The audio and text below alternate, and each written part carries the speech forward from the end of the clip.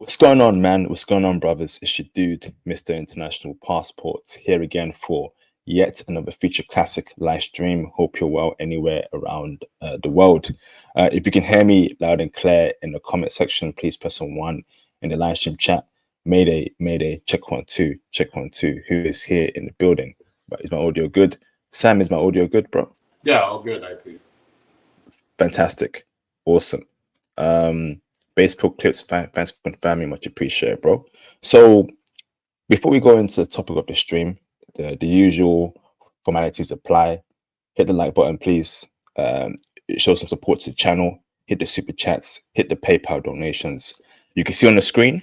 Join the Patreon to hear how freaky Swedish women are in the bedroom. Okay, there's a very crazy intel on Patreon as to how Swedish chicks get down in the bedroom. Okay, you want to hear that? Go and join the Patreon for that. I'll let you know. Disclaimer: Swedish women are absolute freaks. Okay, but that's only on the Patreon. Aside from that, book your IT consultation with me for IT intel, IT guidance. You can also join the Patreon for crypto, stocks, and travel intel too. And you can also cop the merch to show me some support. That'd be greatly appreciated. Okay, so let's get straight into it. Okay, you can see the title of the stream. Okay, we shall be breaking down Sweden today. We've got a very special guest here called Mr. Sam. Sam, how you doing, bro? I'm good. How are you, IP? I'm all right, bruv. Thank you for asking as well. Much appreciated, brother. So, Sam, give us a brief intro about who you are, where you're from, or anything interesting about you, bro. Sure. Hello, everyone. My name is Sam. I'm from the Boston area on the East Coast here in America. I'm just a brother who likes to travel. I've done a few streams with IP in the past talking about other places I've been to, and here to talk about Sweden tonight. So, looking forward to sharing some information. Awesome, awesome, awesome. So, Sweden, brother. Where were you in Sweden, brother? What city? What area were you at?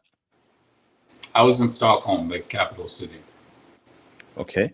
Can I ask why you went there in the first place? What was it about Stockholm or Sweden that made you go there in the first place? Yeah, so I've been to Norway and Iceland, so two other Scandinavian Nordic countries in the past. So I figured this time, why not visit another Scandinavian country? And I'd never been to Sweden before.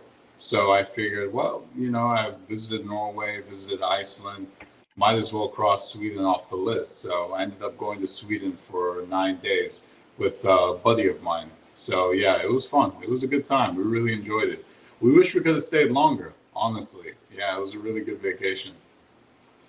Awesome, bro. Awesome. So, let's get straight into it, brother. So, you're in Stockholm, Sweden, brother. Accommodation wise, where were you staying? Was it Airbnb? Was it hotel? Break it down for me, bro.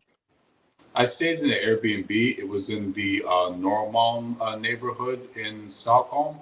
So basically, Stockholm is made out of several different neighborhoods. So you have Norrmalm, you have Vasastan, you have Södermalm, you have Gamlestan, and you have Alstermalm. So basically, I was situated in the Norrmalm Vasastan area, which is considered a very upscale neighborhood in Sweden.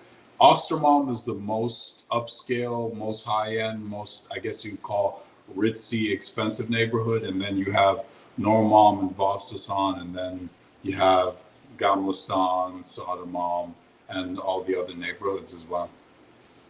Awesome, bro. Awesome, awesome. How do you spell nomad, please? Norrmalm, so you spell it Norrrhalm,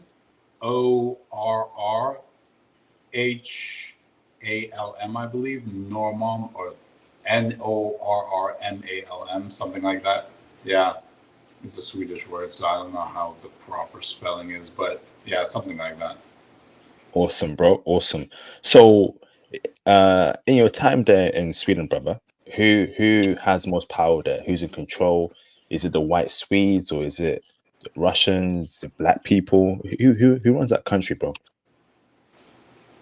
So the interesting thing about Sweden, I mean, it's always had a history of being a very homogenous country. However, they've had a large influx of immigrants in the past 10 years. So now it's become very multicultural, I'd say, especially Stockholm, the capital city.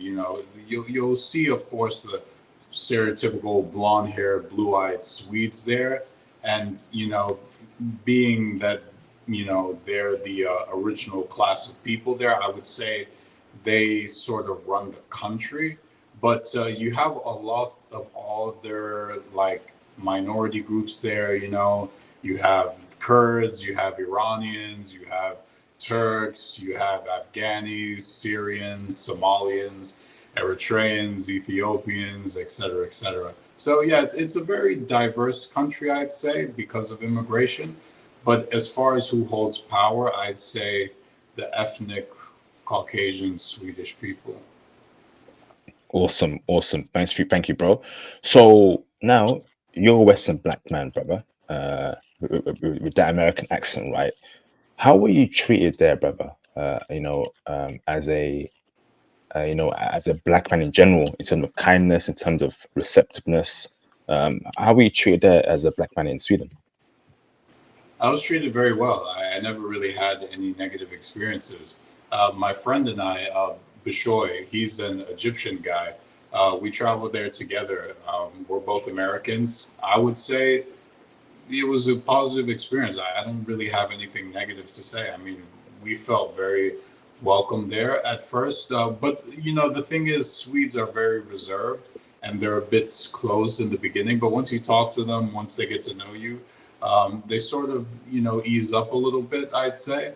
But this is common with Scandinavian countries in general, or countries that tend to have colder climate. I feel they're a bit more harsher on the outside, but eventually they warm up to you on the inside. But yeah, no, Swedes definitely like foreigners for sure. They're very curious people. So Awesome, awesome, bro. So now, in terms of business investments as passport bros, we want to. I know women's important, right? But we actually want to expand our knowledge in business, invest in countries. So, in your time there in Sweden, brother, right? Did you spot any sorts of business opportunities over there? I would say there's many business opportunities there. It depends what kind of business you're trying to get into. If you're trying to start your own business in Sweden, that might prove to be a bit difficult because they have very high tax regulations. I think up to 40% income tax, something like that. So it's not a cheap country by any means. Scandinavian countries are very wealthy countries from an economic standpoint, and they're also very expensive. They're not cheap places to be. So if you're trying to start your own business in Sweden, you'd probably want to start it somewhere else. But as far as breaking into other sectors of industry, whether it's tech, IT, or other sorts of industry like entertainment, they have a lot of actors there. They have a music industry there. They have record labels. So yeah, it depends. Honestly, I'd say what industry you're trying to break into. There's opportunities, but if you're trying to start your own business, be forewarned. They have high tax regulations, and it's not a cheap country. So yeah, just bear that in mind. Awesome, awesome. So now, brother, people, right? Tell me more about Swedish people from a personality perspective, brother. Are they kind people? Are they reserved? Are they arrogant? There's a lot of tall, blonde hair, blue-eyed Swedes there. Does that make them arrogant? Do they feel like they're above people? How are Swedish people like, brother, in general, bro? From speaking to some of the immigrants there, sometimes you do get the feeling that some Swedes look at you as if you might be inferior because you're not an ethnic Swedish person. Some of them might look at you as though you're beneath them. Not all of them, but some of them might because you're not an ethnic Swede. But some of them also are very open because they're very liberal. This is a very liberal country. I think one of the top most liberal countries in the world, right up there with Iceland, Denmark, Finland, Norway. So they're very progressive, I'd say. So they're very open to other cultures. I think this is the reason why they had such a large influx of immigrants in the past 10, 15 years.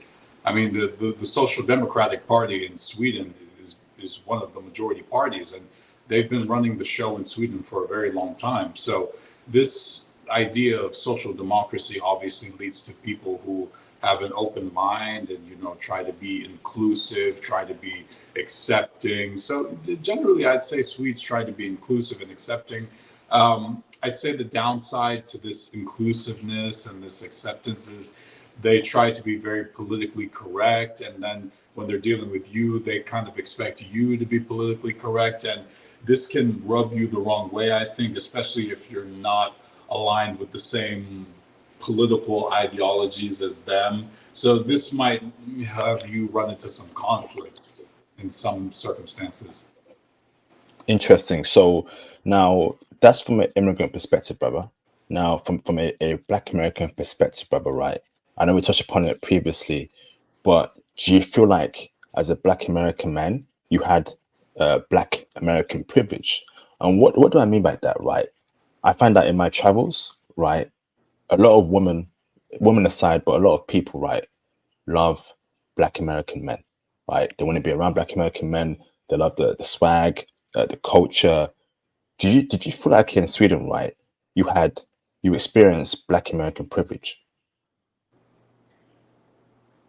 I didn't have any issues there, if that's what you're referring to. I would say Swedes, especially the women, are quite interested in American culture. I think, like most of the world, a lot of the world is influenced by American culture. Even in your country, in the UK, I'd say there's a large influence from American culture. So, yeah, yeah. I mean, I'd say to a degree, if you're a Black American and you go to Sweden, you'll get along just fine with the folks there, because they watch a lot of American films and television and things like that, and a lot of their actors even act in big mainstream American films and stuff like that. So yeah, I mean, I'd say if you're a Black guy from America and you go to Sweden, you'll do just fine. I think you'll do just fine. Awesome, awesome. So next question for you, Sam, right, is now in regards to uh, in your time in Sweden, right? How did you meet people and make friends there, particularly in Stockholm? So I would use Tinder. I would use Instagram. I'd slide into Swedish girls' DMs. I would cold approach, in the bars and the nightclubs. My buddy Bishoy, who traveled with me, sometimes he was bold enough. He would just go up to women in the middle of the day, which is not common in Sweden. For those of you who aren't aware, Swedish people in general are a bit closed. So this idea of going up to strangers in the middle of the day, or even greeting strangers on the bus or the train, or even saying hello, it's not that common over there. So if you're cold approaching women in the middle of the day in Sweden, they might look at you a bit funny and they might seem a bit taken back.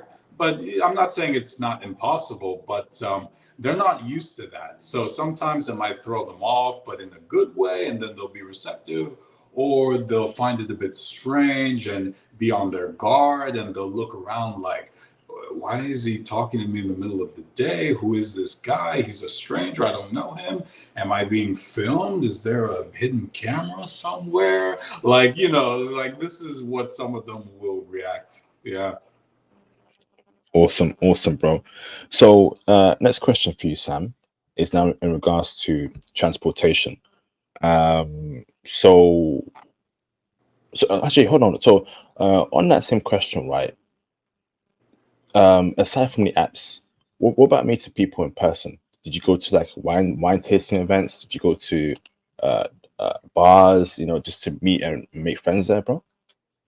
Yeah, we would just go to bars and clubs in Ostermalm area, the more ritzy, high-end area. I will say the bars and clubs in Ostermalm are a bit difficult to get into because a lot of them require you to be on a guest list because they're so high-end.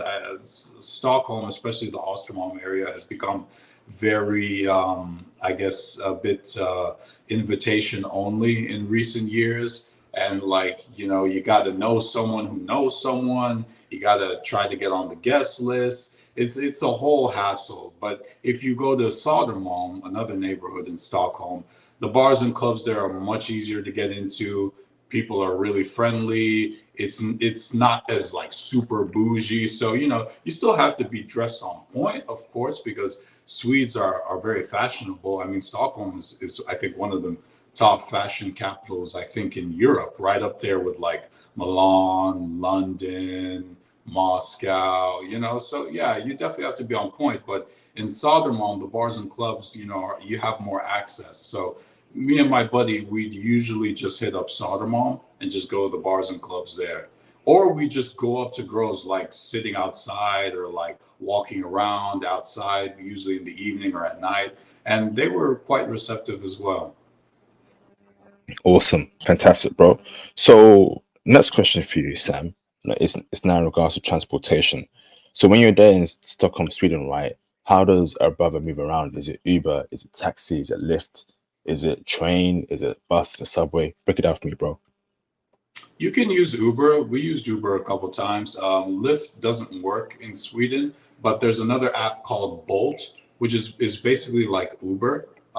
Sometimes you can find like cheaper rates maybe on there for like transportation. So you can download Uber app, you can download the Bolt app, and then you can also use the trains and the buses. I never used the buses, but I did use the trains a few times. The trains are very efficient, I'd say, and they're quite easy to figure out like which stop to get off at. And like as long as you have like Apple Pay or like Samsung Pay on your phone, you can just literally like tap right in front of the gate and the gate will open as long as you have that. Or you can, if you have a chip in your credit or debit card, you can just tap it in front of the gate. And then if it's reading from your chip on your credit or debit card, the gate will open. So it's really easy, really straightforward. Awesome, fantastic, bro. Did you use public transportation much? Not that much. Once in a while, but mostly we just walked around. To be honest with you, the cool thing about Stockholm, it's a very walkable city, so you can get from one neighborhood to another quite effortlessly. And like also like you're burning calories. You're getting exercise. You're outside. You're getting vitamin D if it's warm. I mean, if it's too cold, obviously not. But yeah, no, it's a very walkable city. So most of the time we just walk around. Yeah, and it'll save you money too. You won't have to, spend money on a bus or train fare or an Uber. So yeah. Awesome, bro. Awesome. So next question for you, Mrs. Sam, right, is now in terms of cash, right? So is Stockholm a cashless society or is it a cash society, brother? Break it down for me, bro. It's cashless, so you don't need cash over there. Basically, all the Nordic countries are becoming cashless societies. Like they don't use cash. Like when I went to Iceland, no one used cash, no one accepted cash. I went to Norway, same thing. No one accepted cash, no one took cash. So don't waste your time getting cash. Just use your credit or debit card or Apple Pay, Samsung Pay. It works perfectly. Even like Denmark and Finland, I heard, also becoming cashless societies. Basically all these Scandinavian Nordic countries, they're just like not even using cash. So Awesome, awesome, bro. So next question for you, Sam, is now in regards to food. So actually, brother, so still on that question of cash, right? So did you convert? So did you pay using your debit card or credit card mostly, right, without you converting to their currency? Or did you go to a Swedish bank, took out money in their currency? So out of interest, how do you handle currency exchange and all that stuff? so typically when you pay and the options come up to confirm the amount, it'll come up with the Swedish amount in Swedish crowns and also the dollar amount or the pound amount or whatever currency that your card is coming from what bank and what nationality. It'll appear on the screen. So you can see the currency exchange and how much it is in Swedish crowns and how much it is in your currency. So it'll appear on the screen usually when you're paying for things. Before you click OK to confirm the amount, it'll show you the Swedish crowns amount and then also the US dollar amount or the British pound amount or the Canadian dollar amount or whatever. Awesome, awesome, bro. So next question for you, brother, right, is now in terms of uh let me see here, food. Um tell me more about Swedish food, bro. Tell me more about Did you like Swedish food? And tell me what your favorite cuisine there in Sweden, you know? Favorite cuisine would be Swedish meatballs, hands down. Yeah, Swedish meatballs are pretty tasty, man. Yeah, they're quite good. Don't go to IKEA and get them. I know this is a very popular thing to do because IKEA is a Swedish brand, actually, for those of you who don't know. IKEA, the furniture company, was started in Sweden. So if you go to IKEA in Stockholm, you know, they have furniture, they sell food, and typically a lot of people will go to IKEA to buy like some cheap Swedish meatballs to eat. Don't go to IKEA. The meatballs there are Swedish, but they're not as tasty. You need to go to like a traditional Swedish restaurant, which there's dozens of them all over the city. Just find the Swedish meatball dish on their menu online. Go over there and make a reservation if you have to. Sit down and try them. They're really good. So like they basically serve these Swedish meatballs with lingonberries, so these like red little raspberry looking things, and then they also serve mashed potatoes on the side, and then typically like some green beans or like some broccoli, and then they put some kind of like gravy sauce on the top, and it's quite good. Yeah, I enjoyed it. Okay. So let me understand, brother, right? So overall, how is Swedish cuisine like, in your honest opinion? Do you think it's as good as is it good like Japanese cuisine, which is known for being very tasty, or is Swedish cuisine not up there? Only a few bits and bobs are good. Overall, what's your review on Swedish cuisine? It's not up there, not like Japanese food. Definitely not. No, no, no, no, no, no. Like it doesn't have the spice and flavor you'd get from like Mexican or like Japanese or like Thai food. No, definitely not. I mean, there's one or two dishes that, you know, might be like, oh yeah, this is quite tasty, but it's nothing like it blows you out of the water. No. There's a reason why you don't see many Swedish restaurants all over the world. That's a good point there, Sam. That's a good point there, bro. So next question for you, Sam, is now in regards to cost of living. Ooh. So when you compare prices, cost of living of Sweden to America, which country is cheaper? Which is more expensive? Breaking that for you, brother. I would say it's pretty neck and neck at this point. But out of the other Scandinavian countries, Norway is probably the most expensive. And Sweden, if you look at prices, is actually cheaper than Norway, which is kind of crazy because they're like right next to each other and they're both Scandinavian countries. But I would say like Sweden prices are pretty neck and neck. I mean, Boston, where I'm from, it's a very high tax city and it's quite expensive. So I think the prices that I saw over there, like I was quite comfortable with spending that money just because I was already used to it anyway. But you're not gonna like make your dollar stretch like you would in Thailand or the Philippines or Mexico. No, no, because the thing about Scandinavian countries, they're rich countries, and rich countries, especially in Europe, are typically not cheap countries to be in. Whether it's like Monaco, Luxembourg, Switzerland, Sweden, Norway, Denmark, Iceland, these are rich, wealthy countries with, you know, really good economies, but they're very expensive and the taxes is insane. So yeah, you have to be prepared before you go there. Facts. Okay. Absolute facts, bro. Absolute facts. So that's a great point there. Um, okay.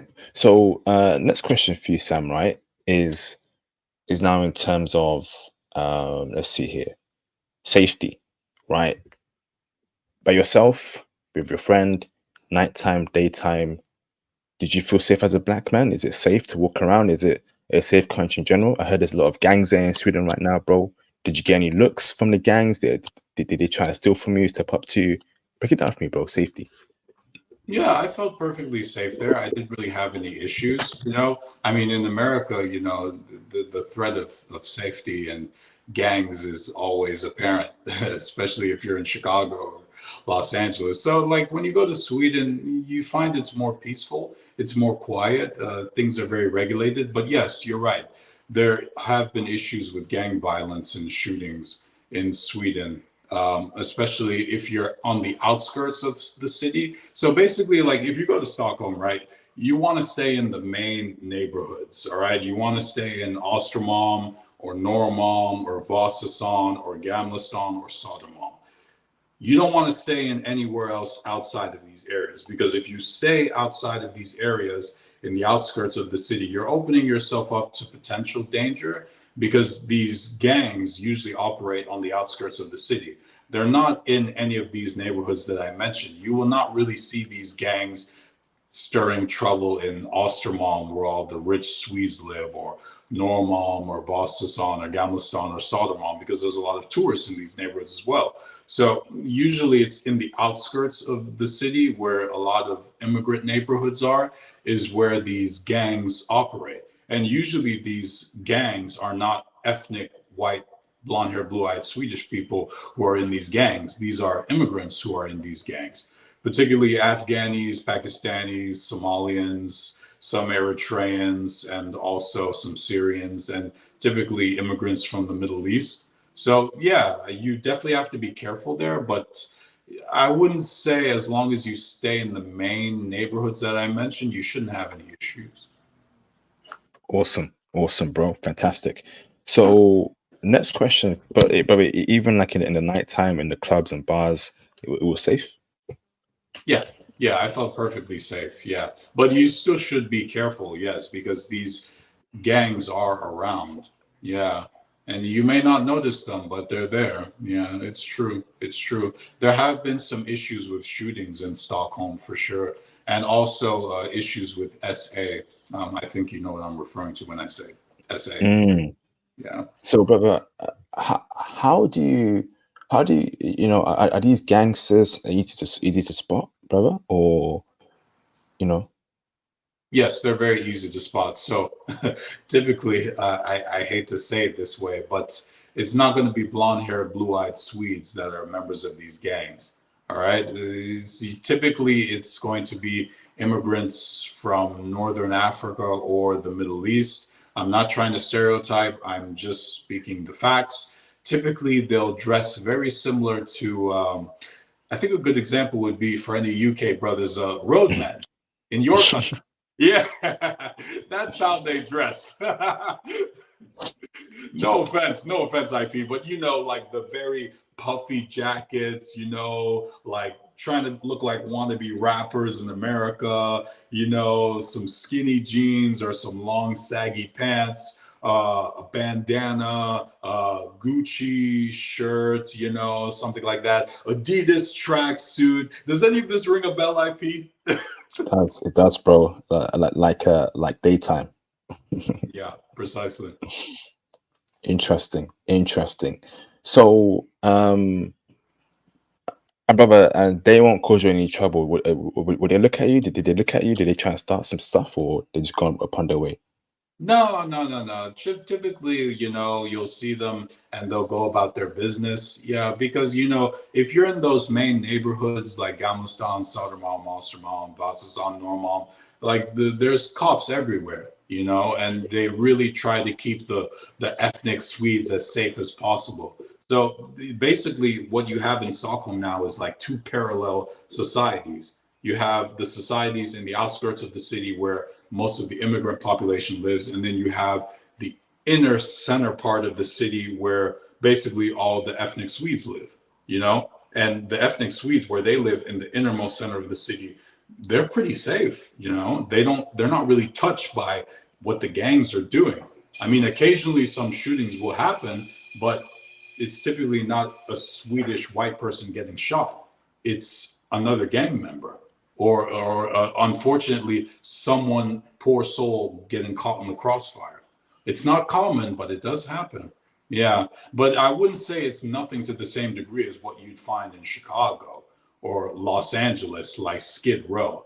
Definitely not. No, that's not the kind of time that Sweden is on.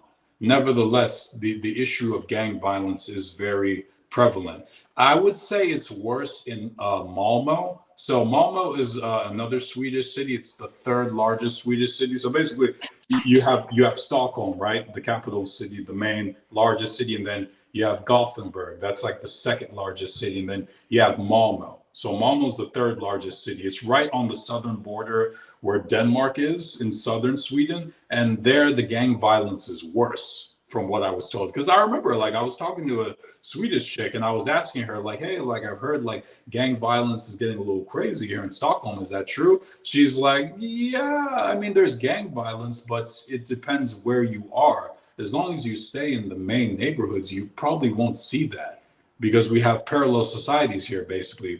It's almost like a point of segregation in a way.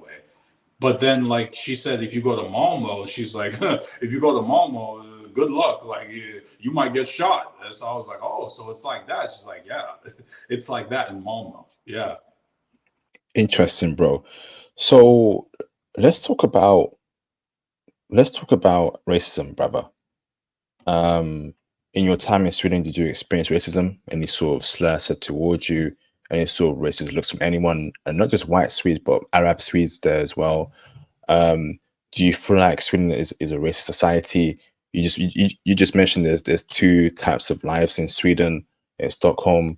From your observations, from your experience there, is racism a problem there in Sweden?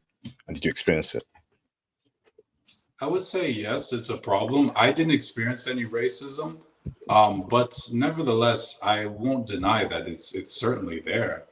Yeah, especially now with like, the gang violence and the shootings, there's a lot of prejudice now towards immigrants. Like I remember I was talking to this Polish chick that I met, and she basically told me like she even feels like she gets discriminated against because she's not a stereotypical ethnic Swede. Like she doesn't have blonde hair, she doesn't have blue eyes, and she doesn't live in the rich parts of the city. Like when I told her I was staying in the Normal Vossasson area, she was like, "Oh wow, you're staying in like one of the richest neighborhoods in the city." And she's like, "Me, I'm like way on the outside of the city. I'm in basically the ghetto." Like she was talking like her and her boyfriend. Her boyfriend was this guy. He was from Chile, really nice guy, very very nice couple. And they were talking about how like because they're immigrants and even though they were born and raised in Sweden, they don't feel truly like they belong there because there's Swedes there that will still not fully accept you. Like it doesn't matter what color of skin you are. If you're not an ethnic Swede, whether you're Polish, Chilean, African, Somalian, Eritrean, for some Swedes, not all, I'm not going to put them all in the same category, but for some Swedes, if you ain't Swedish or you ain't rich, then get the F up out the way. I mean, this is what some Swedes have as a mindset. Not all of them, but some of them. Average Swedish person, blonde hair, blue eyes. Is that a fair stereotype? There are the average person that's blonde hair, blue eyes. No, it's a stereotype. Honestly, at the end of the day, a lot of the women there they dye their hair blonde, and like not all of them fit the stereotype. But nevertheless, it's a very egalitarian society. So they believe men and women are equal, and they try to be similar, even in regards to their fashion. You notice this when you walk around. Like they typically wear dark, muted colors. They don't like to wear anything too bright. Basically they have this Scandinavian rule of life they call Jantelagen. So Jantelagen in English means the law of Jante. And the law of Jante was written by this Danish Norwegian philosopher named Axel Sandemos. And what Axel Sandemos basically wrote as a Scandinavian rules for life is that you're not supposed to stand out. You're not supposed to think you're better than anyone else. You're not supposed to think you can teach anything better than anyone else. And you are not to think that you are anything special. Now, some Scandinavians apply this rule to their lives, some of them don't. So this is something that's very deep rooted in their society, whether they want to admit it to you or not. Oh, fantastic. Awesome. So now, okay. So racism is a thing in Sweden. Immigrants are catching heat there in Sweden. Okay, that's we need to know that. Now, again, do you think Black Americans are immune to that kind of experience that immigrants face? Because although you're Black, you're also American, and I'm sure when they hear the accent, when they know you're American, they switch up, right? Do you think that's a fair assessment? That's a fair statement there by myself? That's a good question, IP. And the Swedish girl I mentioned before that told me about the gang violence and the shootings in Stockholm and Malmo, I asked her a very similar question. And her answer is the same answer I'm going to give you. It really depends on the way that you dress. Simple as that. It really depends on the way you dress. Because, like I said before, Stockholm is a fashion capital in Europe. It's right up there with Milan. It's right up there with London. It's right up there with Moscow. All right. People like they know how to dress. And you've been to Stockholm yourself. So you know the way they dress there. They don't dress like roadmen. I'll tell you that. That's a fact. That's a fact. Okay, awesome. So, next question for you, bro, is now in terms of culture. Now, is Sweden a conservative culture or is it a liberal culture, brother? Tell us why. It's a liberal culture, IP. Like I said before, it's probably one of the most liberal countries in the world. They pride themselves in being very progressive, very egalitarian. It's a feminist society, you know, like men and women identify as feminists. They'll tell you that men and women are equal. They'll tell you that men and women are the same. They'll tell you that gender roles are a social construct and that men and women have superseded that in Sweden, that women can, you know, be the providers and protectors in so much as a man can provide and protect as well. And if a man wants to be a stay-at-home dad, pushing a baby in a stroller all day, there's nothing wrong with that. This is what they'll tell you. You know, the thing about feminism in Scandinavia, it's very different from feminism in America. In America, you will go to New York, you will go to San Francisco, you will go to Los Angeles, you will go to San Diego, Hello? you go to Portland, Oregon, you go to Seattle, and you will see feminists marching the streets, bashing men in SLUT walks all day long, right? Making a fool of themselves. But in Sweden, in Norway, in Denmark, in Finland, in Iceland, they've superseded all that because their society has been feminist for decades, way, way before we got it. And what happened was the feminism has seeped into the society so much that it's ingrained every compass of literature, every compass of education, every compass of government. It's superseded all these things. So basically now men act as though they're women and women act as though they're men. I would say Swedish women, in so much as they can be very polite and very courteous and very respectful, they're masculine. Like I even had this conversation with my buddy Bashoy. Like he even said it. He's like the way they're smoking cigarettes all the time, the way they're binge drinking all the time. You know, it's a Viking culture. You know, these people are descendants of the Vikings. Make no mistake. And what were the Vikings doing like hundreds and hundreds of years ago? They were binge drinking. They were running amok. They were going crazy. Not much has changed, but it's become more quiet now. And now these women are doing what their Viking ancestors were doing.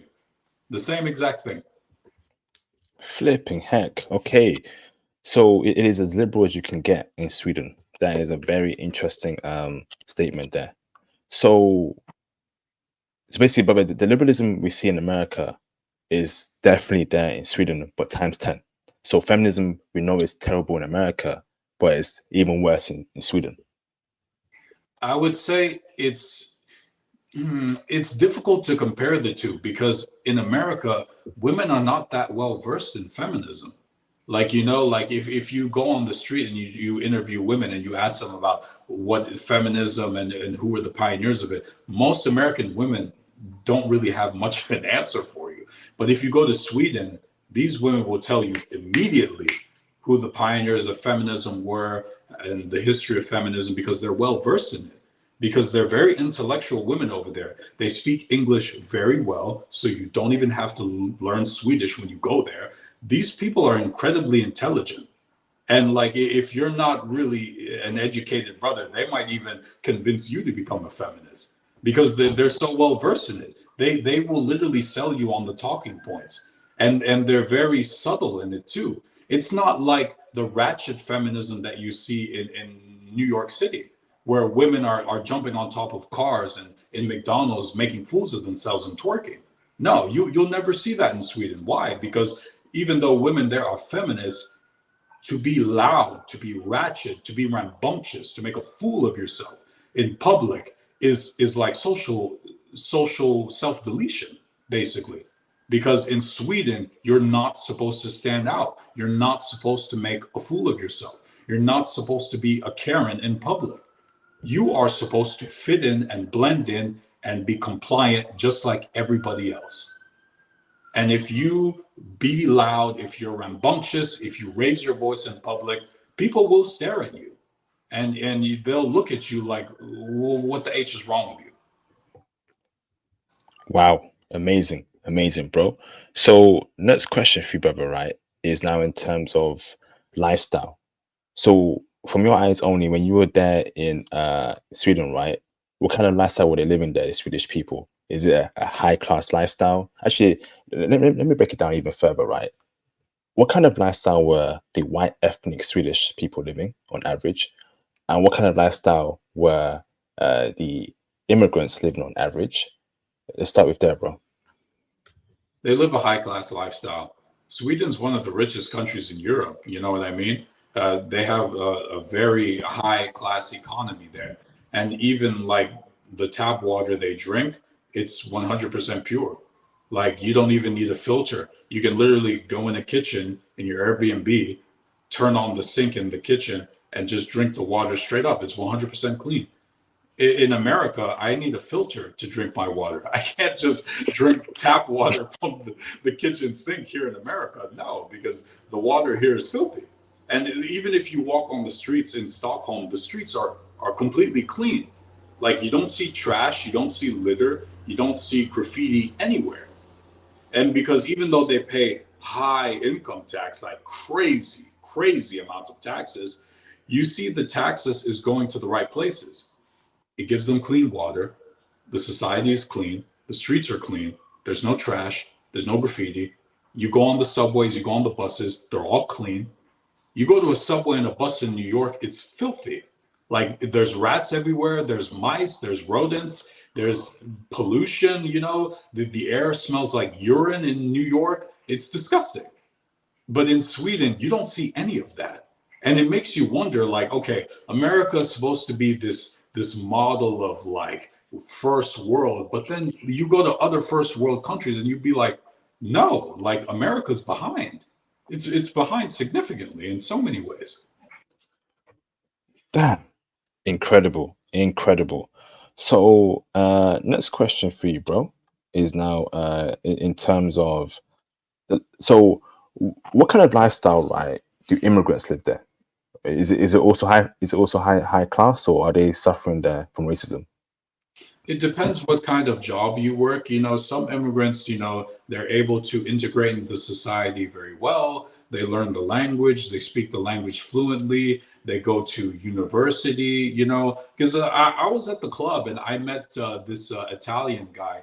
He was studying at the technical university in Stockholm, and he was studying to be an engineer. And he was saying good things about Sweden. He said so far his experience has been great. Like I even met a bartender in one of the clubs. He was from Barcelona in Spain.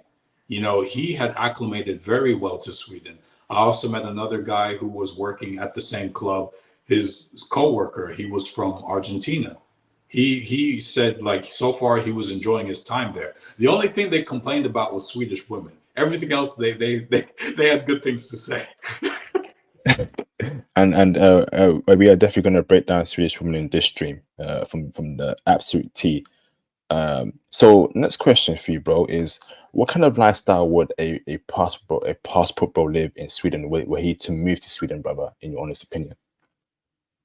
It would depend what industry that passport bro was working in. As long as he can sustain himself financially in a high tax economy like Sweden, I think he should be okay. But remember, your dollars are not going to stretch there like they would in Thailand or the Philippines or Colombia. But nevertheless, the lifestyle is very high end. Clean water, efficient transportation. Streets are clean. There's no graffiti. There's no trash. There's no rodents anywhere running around, things like that. But at the end of the day, it's not a cheap country to live in, so you have to be aware of that. And also, it's a cold country. These Scandinavian countries, the winters are brutal. So you have to take that into consideration as well. Do you really want to be in Sweden or Norway or Denmark in December and January when it's freezing cold and it's snowing every 10 seconds? Well, if that's for you, it's for you. It's not for me. Facts, bro. Absolute facts. It is very cold there in winter. So, next question, and that's why we love those Scandinavian crime shows, right? Yeah, shout out to the girl with the dragon tattoo. I was just thinking about that as well. Hey. So, next question for you, brother, right, is tell me more about things to do there and hobbies. So, as a tourist, what can you do there?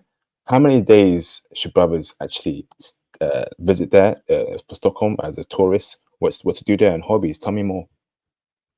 Yeah, I mean, you can stay there minimum 9, 10 days, I'd say, to really get the full experience of the city.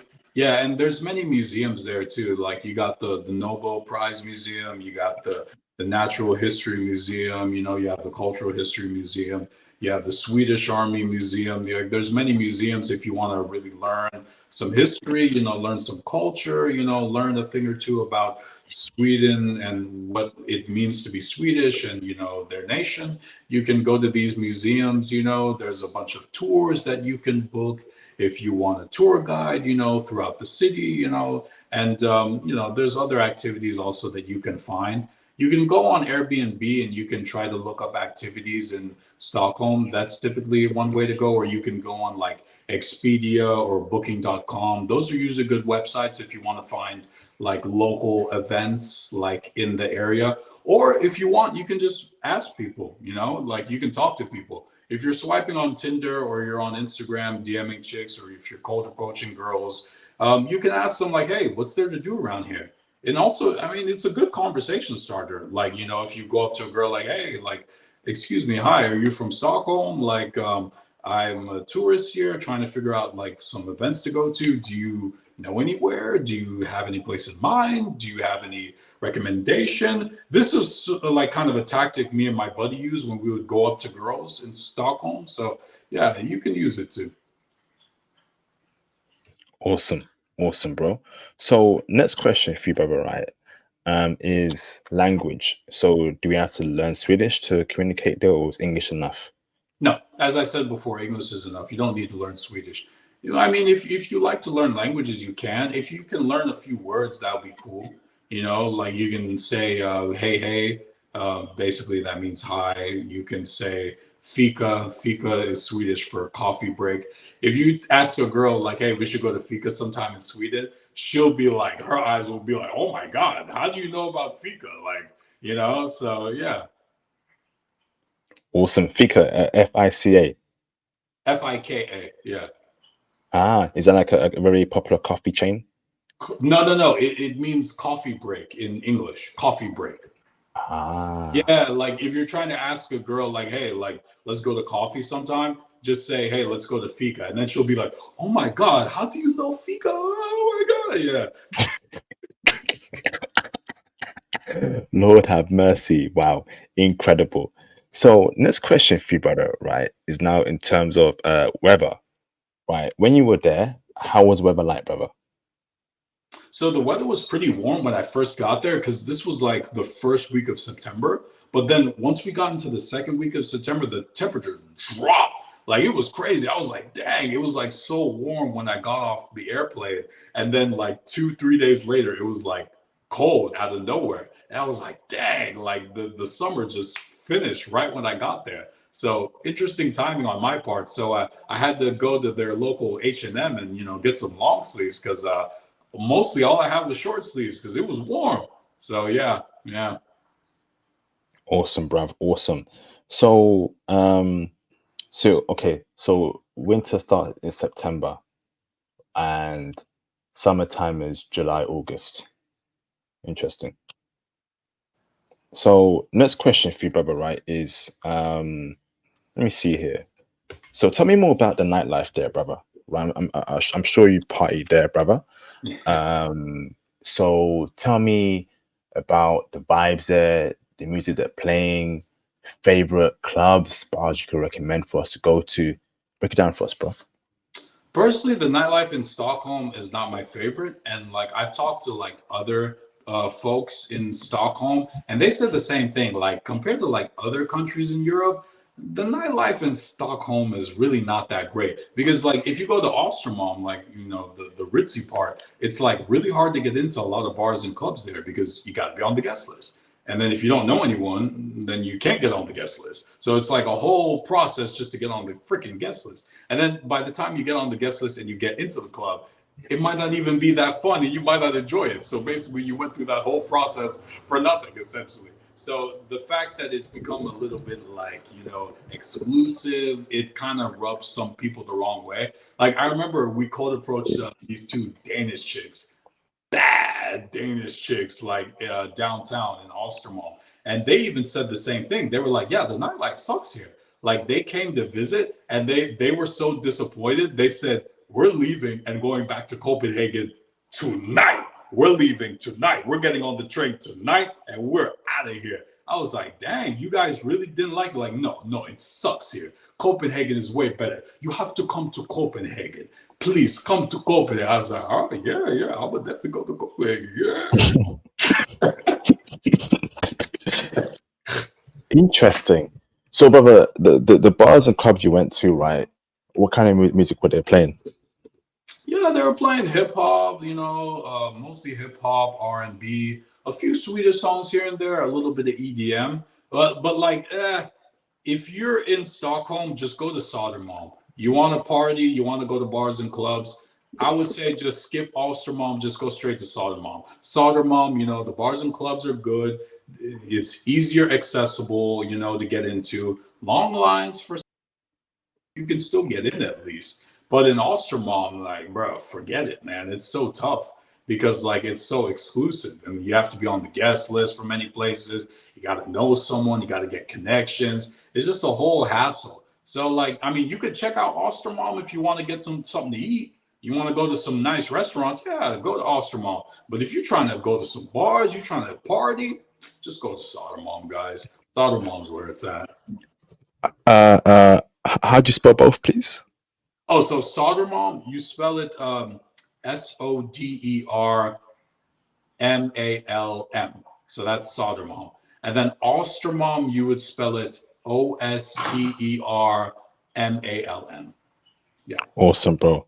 So when they're playing hip hop music, brother, I hope the Swedish people were not saying the N word. No, I never heard the N word.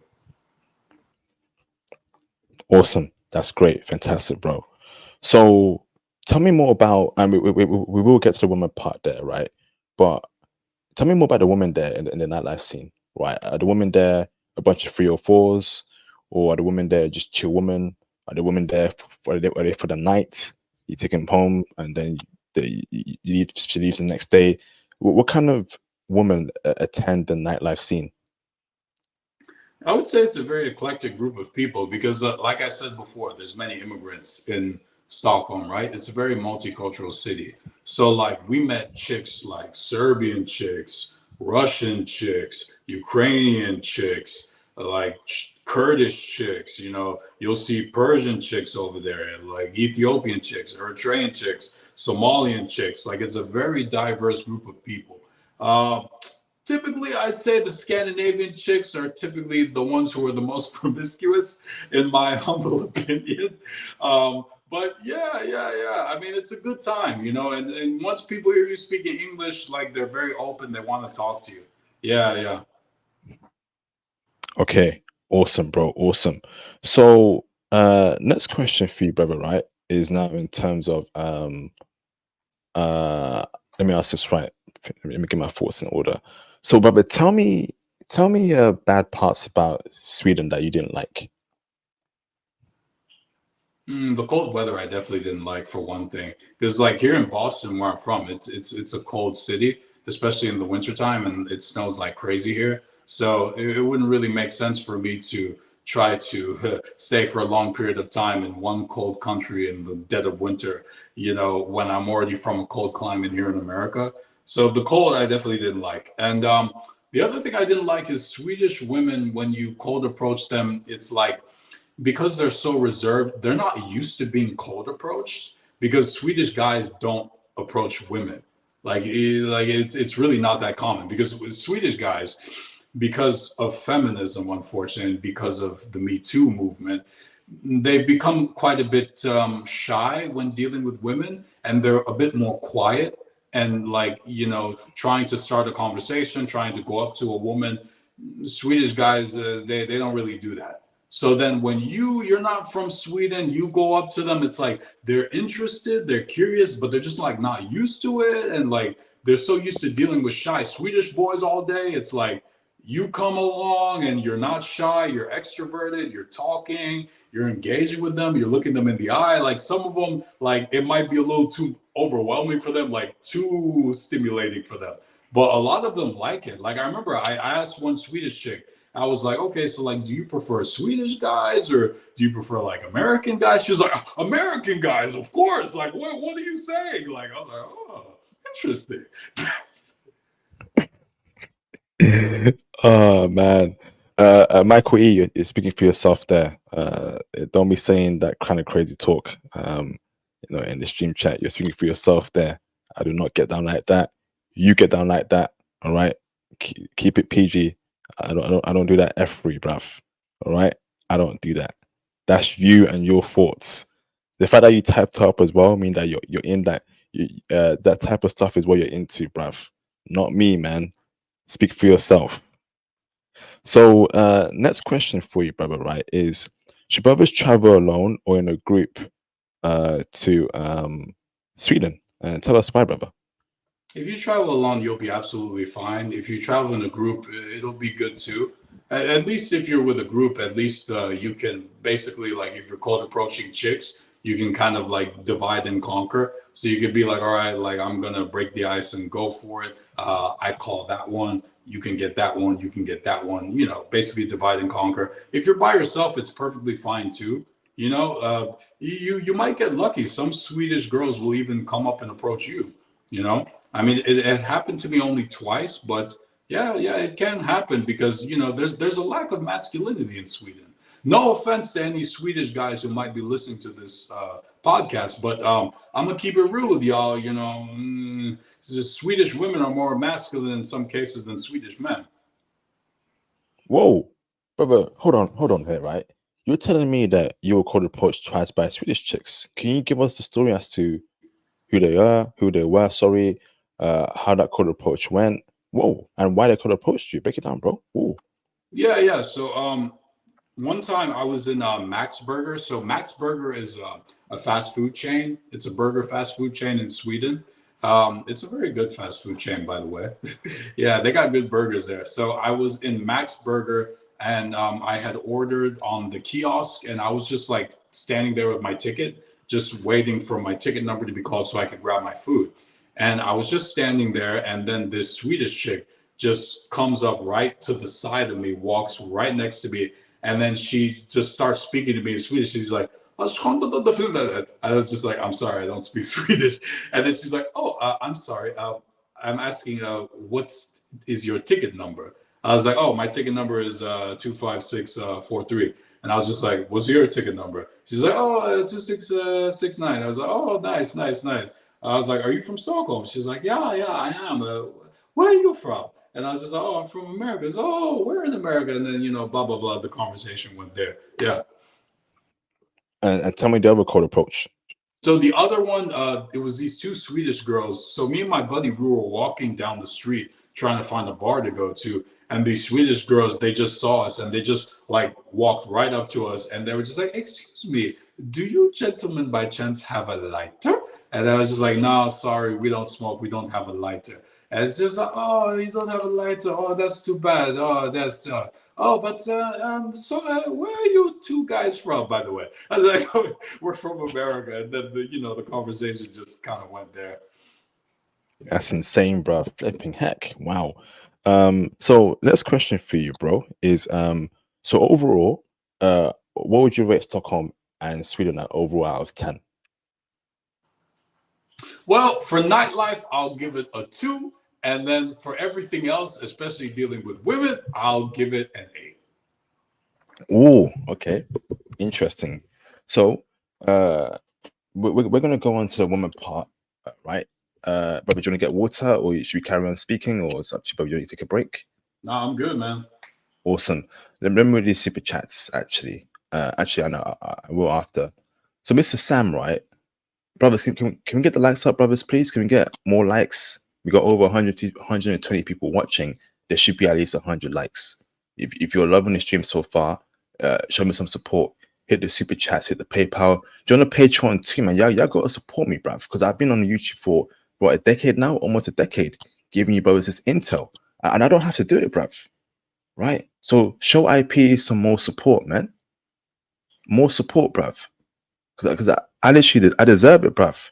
How many countries have I touched upon? How many countries throughout the years? Every goddamn continent to enlighten black men. Black men. Support me, man. Sam supports, right? So why don't y'all support, bruv? Support, man. Flipping heck, cuz. Join the Patreon.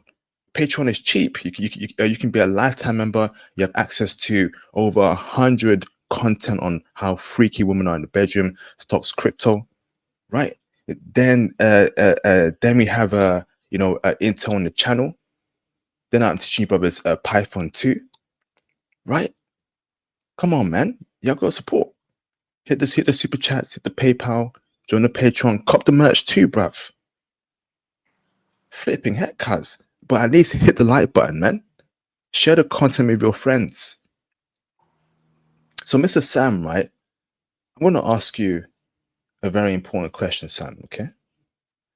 I will say, Sam, this question I'm gonna ask you, Sam, is probably the most important question in the history of mankind, bro.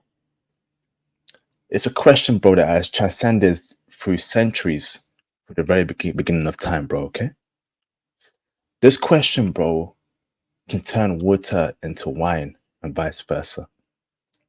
This question, Sam, right, can split the earth in two. This question, Sam, is so powerful it can cause tsunamis, earthquakes, seismic shocks, right, and literally erupt volcanoes, Sam. Woo! This question is so powerful that even aliens in outer space, bro, right? Even they know of this question. Every time IP says, "Are they checking for?" Aliens start thinking, "Yo, he gonna say it, bro. He gonna say it, bro." This question is so powerful, bro. It can split seas and rivers into two, like we saw in the Bible, bro. The question is, bro, are women in Sweden, brother, checking heavy for black men and passport bros? From my experience, they're checking for brothers. Yes. Yeah. Bro, so why is that? Why are Swedish women checking heavy for black men and brothers? Well, I think first and foremost because brothers are not from Sweden. Number one, they're usually from Africa or some Western country like Canada or the UK or America or Australia. So there's the curiosity factor. Number one. Number two, I feel like some Swedish women, and not all Swedish women, they're already accustomed to how Swedish men are and how Swedish men move and the mindset and the mannerisms. And some Swedish women, they're not really with it. They're not really about it. Because I think when you're accustomed to something since your youth, you're naturally curious to discover other things. I mean, this is typical progressive behavior, wanting to try new things just for the sake of trying new things. It's a very hipster mentality, which I think many Scandinavians, especially Swedish people, have. I noticed this when I went to Norway and I went to Iceland, because people, brothers, basically any man from another country, to them it's like, oh, he's exotic, they're curious. Because I remember even the bartender from Barcelona, the Spanish guy I met in the bar, the bartender from Barcelona, he even told me, he's like, dude, my guy, like, you're gonna kill it here. I was like, well, what do you mean? He's like, dude, like, they love black guys here. Like, this is the bartender from Spain who told me this. So yeah, like, I think at the end of the day, it's the curiosity factor, the exoticness factor. Of course, there is the chances some women will look at you as a gimmick, a fetish, something new to try. I won't say all Swedish women will look at you this way, but some of them certainly will, for sure. Yeah. Interesting, and I definitely want to touch upon fetish there in a minute. Shout out to Josh John for the support. I've been waiting for these Scandinavian streams, IP. Can that brother Sam tell me if Latinos had success out there? And did you call the portal apps? So first question to you, brother, is do Latinos have success in Sweden? Yeah. Because, like I just said, the bartender, he was from Spain. Technically, Spain, I would consider Spain to be a Latin country. I mean, it's the root of Spanish. And also, his co-worker was from Argentina. So there was a Latino guy. He was from Argentina, and then there was another co-worker of theirs. He was from, I believe, he was from Bolivia. Yeah, he was the guy from Bolivia. So all these three guys, the Spanish guy from Barcelona, the Argentinian guy, and the Bolivian guy, they all worked at this club where I was. And they were telling me about like how Swedish women were and how Swedish women move and like how their experience has been living in Stockholm and things like that. And yeah, that they had stories for days. So yeah, if you're a Latino guy, yeah, you'll do just fine over there. I mean, those guys certainly were having a good time. Awesome. Shout out to Jay Bones in the building. College in Stockholm was wild. Snow bunny heaven, bro. I can only imagine, bro. I can only imagine, man. Yeah. I wish I studied there, man, back in the day in Stockholm, man. And it would have been crazy as an English brother, man. So now, Sam, right? So you confirm that Swedish chicks, right, love black men, right? Do Swedish women, is that love, right? Is the love that Swedish women have for black men, is it a fetish, brother? Do you think the average Swedish woman fetishes black men based on NBA, NFL, rap music? Sam, keep it a stack, bro. Keep it a stack. Some of them do, some of them don't. I mean, it's just basically upon you. If you're a brother who has his wits about you and you have some discernment, eventually the woman will expose herself for her true intentions. And if you're good at reading people and picking up on social cues, you'll be able to figure out whether she looks at you as a fetish or not. If you're a clueless brother who has no experience with women, then I don't know what to say to you. I mean, you'll probably be taken in by Swedish feminism. Interesting here. So, okay. Now, brother, tell me about, right, getting Swedish chicks, brother. Did you cold approach women there in Sweden, bro? Yes. Okay. Most of the time it was during like the evening nighttime. So typically like right before the bars and clubs were going to open. But a buddy of mine who traveled with me, Bashoy, the Egyptian guy, he would just go up to people in the daytime. Yeah, he didn't give a F. Like he's a good wingman, he's like me. Like we have no fear. So he literally didn't give a F. He would just go up to people during the day. He literally didn't care. Even though I told him, like, yeah, Swedish people, they're a bit closed off and reserved. He said, man, F that. And he would just go up to girls anywhere. He did not care. Shout out to yeah.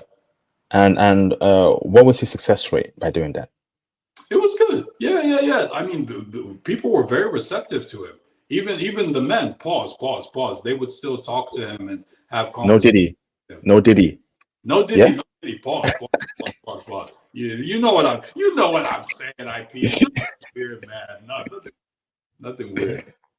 So let me ask this, brother, right? So tell me about, bro, okay, how you could approach a woman in Sweden, right? I want to know the intricate details. What do you say, right? Because I think the main barrier with cold approaching is that you see a beautiful chick, right? But what do you say? Because you know she's good looking, right? But you know that you can't say you can't say to her, "Hey, I thought you look very beautiful. What's your name?" She might find that shallow, even though we are a species of people that value physical attraction. So, what do you say, Baba, to Swedish chicks, Baba, when you cold approach them? So you say, "Hey," you stop them right there. What comes next? Yeah, so I can only think of stories and examples of what I did. So, like, I remember I saw these two sisters. They were in the club, right? And they were having a conversation, talking to each other. So I just walked up. I said, "Excuse me, sorry, hi. I don't mean to interrupt your conversation. Are you ladies from Stockholm?" That would typically be how I would always usually start the conversations. I was like, "Excuse me, ladies, are you guys from Stockholm?" Like even the Danish girls, the two Danish girls, they were sisters that I mentioned before. They were standing outside of a club outside in Ostermalm, and they were freaking bad. I was like, bro, yeah, I was told this. I was like, for sure. You see those two girls over there? We're going up to them right now. And I went straight up to her. I was like, "Excuse me, ladies, hi. Are you girls from Stockholm?" It's like, "No, we are not from here. We are from Denmark." I was like, "Denmark? Oh, you from Copenhagen?" He's like, yeah, we're from Copenhagen. I was like, "Oh, okay." And then the conversation just goes in on from there. Yeah. Awesome, awesome, bro, fantastic. So now, brother, tell me just how good looking Swedish women are, brother. Right? Is the stereotype true? Is the average Swedish woman a flipping dime? IP. Oh man, IP. Man, you're making me miss Sweden now, bro. Yeah, they're bad, man. Like I'd say the stereotypes are pretty on point. A lot of them, it's a fashion capital in Stockholm, so a lot of them dress like it's a fashion show, like literally. Yeah, like imagine like if you're in London and you go to a fashion show, you see the models walking in a line. Mm, That's what yeah, you see in Stockholm, literally, like all down the street every day, just walking down the street like a runway. Yeah. amazing, bro. Absolutely amazing. So now, brother, tell me about the average Swedish woman personality. Now, looks are great, right? But for long-term relationships, personality is extremely important. And I've always said to brothers, right? I would rather date a woman that's 7 out of 10 with a great personality than a woman that's 10 out of 10 that's literally perfect with a horrible personality. You want to be right amongst a woman that you get along with and she's just fun to be around with. Tell me the average personality, brother, of the average Swedish chick, brother. I would say it varies case by case basis. I would say the personality is reserved, a bit indifferent, a bit cold at first. But once you speak to them, that coldness wears off, especially if you're not from Sweden. So naturally, they'll be more inclined to speak to you. Um, from what I've heard from the guys that I spoke to, especially those Latino guys in the club, it seems like Swedish women, they really tend to push that political correctness a bit too much. If you're in a relationship, like for example, like if you're a brother who's traditional or conservative or believes in gender roles, they will be a bit taken aback by this because Swedish women in general don't believe in gender roles, right? They believe that they can be protectors and providers themselves. So in their minds, why should a man provide and protect for me? So this part of their personality is a bit shallow, and from what I've heard, also they can be a bit boring, right? Because they're very Mm, soft spoken, they're very timid, they're very shy, they're very quiet, but they're still masculine at the end of the day. And they're materialistic too. Materialistic, not like American women in Miami or in Brickell or Wynwood who expect you to buy them Chanel bags and Gucci belts and Louis Vuitton shoes. No, it's not that kind of materialism. Their materialism in Sweden is I'm a woman, I'm independent, I make my own money, I work hard for my money, I can buy the Gucci bag, the Louis Vuitton shoes, the Jimmy Choo belt myself. I don't need a man to do it for me. Everything that I've attained and all my ambitions, everything I hope to be, I can do it myself. This is the way the Swedish women think. Interesting. Thank you, bro. And what kind of guys, do Swedish women like from a looks and personality perspective? I would say it varies case by case basis. Some Swedish girls obviously prefer like the stereotypical Swedish guy, the tall, blonde, Viking looking Alexander Skarsgård, Joel Kinnaman looking guy, the Dolph Lundgren in his prime looking guy, the Ivan Drago, looking blonde hair, blue eyed, tall guy, slim, guy, model who looks like he starved himself for a couple weeks or something like that. But some Swedish women prefer, something a bit different, something that they're not used to. So it varies case by case basis. But when you talk to Swedish women from a personality standpoint, what they all say that they're looking for, ironically enough, they want a gentleman, someone who treats them like a princess. This is literally the words that one Swedish girl used, word for word. She said, "I want a guy who treat me like a princess." But and then I asked her, "Oh, so this guy, if he treats you like a princess, you'll treat him like a prince?" She said, "No." I said, "Wait a minute, hold up." Yo, then I raised my voice and I was like, "Wait a minute, hold up." I fought back. I was like, "Wait a minute. You say you're a feminist. You say that men and women are equal. And yet, when I present you a scenario where you say you want to be treated like a princess, but you won't treat him like a prince, so then where does your feminism stand?" And then she didn't really have an answer. She said, "Oh, well, I said, you see, like, this is why this feminism stuff is all nonsense at the end of the day." Wow. Wow. Interesting. Interesting, bro. So now, brother, um, where in Stockholm do we go to meet decent Swedish chicks? Like, what any spots you recommend that black men should go to meet women that will throw it at a black dude? Sodermalm, Sodermalm, Sodermalm, Sodermalm, Sodermalm, Sodermalm, Sodermalm. Hmm. And that's for nighttime game. Nighttime game, yeah. Sodermalm. Is that a club or is that like some strip? It's the neighborhood. It's a Stockholm neighborhood. Okay, so go there in the nighttime. Yes, yes. Flipping heck. What about daytime game? Daytime game, you can pretty much go anywhere. Like, I think a good place for daytime game would be Gamla Stan.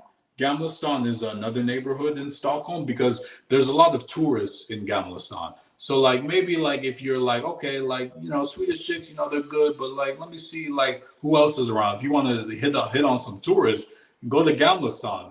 Gamla Stan's crawling with tourists. That's where all the tourists go because most of the museums and the gift shops and the restaurants and the bars that are geared for tourists, they're all in Gamla Stan. So yeah, you can go there if you want. But at the end of the day, you can cold approach any of the neighborhoods. You can go to Ostermalm. You can cold approach if you want to find some rich Swedish chicks. You can go to Ostermalm, go to Vasastan, go to Norrmalm. Yeah, if you want to hit on some tourists, you go to Gamla Stan. And then if you're looking for those freaky Swedish women, nighttime game, you're gonna go to Sodermalm. Yeah. How do you spell the first place? Gamla Stan? Yes, please. Oh, Gamla, and then Stan, Stan. Thank you very much. So next question for you, Sam, right, is in terms of would you wifey a Swedish chick, brother? Would you marry one? If not, tell us why. If so, tell us why.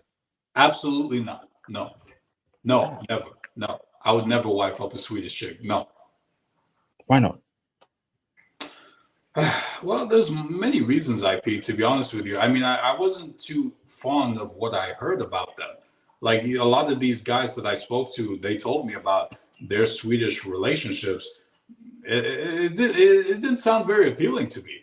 Like they would talk about like how Swedish women can be very shallow. They can be a bit indifferent. They can be a bit arrogant. They can be a bit rough around the edges. All these factors are not conducive to a long-term relationship. And then on top of that, the feminism is a bit out of control in Sweden, and to the point where men have been almost emasculated, and there's hardly any masculinity left in Sweden at all. So now these women, because there's a lack of masculinity, they have taken the masculine role. I mean, basically, the Swedish women mentality is live and let live, carpe diem.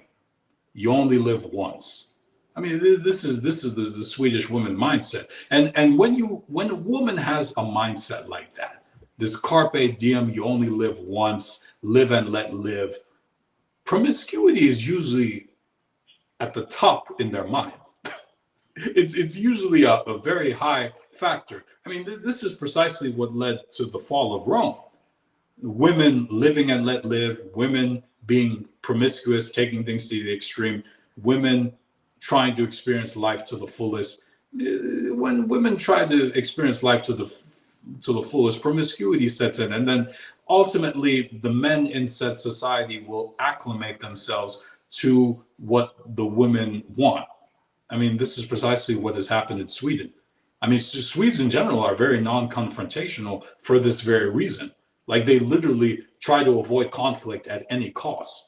So you don't really have to worry about some Swedish guy trying to run up on you if you're in the club, like pulling a bunch of Swedish chicks left and right, pulling a bunch of Swedish blonde hair, blue eyed baddies left and right.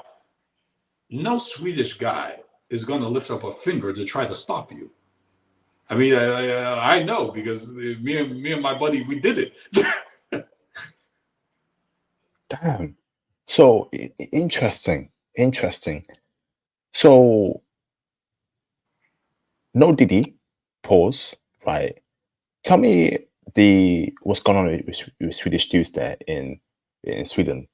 Do you believe that Swedish women think of Swedish men as being weak and they don't respect them, from what you heard and saw? I heard some Swedish women say these exact words, yes. Not all of them think this way, but some of them do. Some of them have resentment towards them. And I feel sorry for the Swedish guys, because they really got the crap end of the stick out of this whole deal.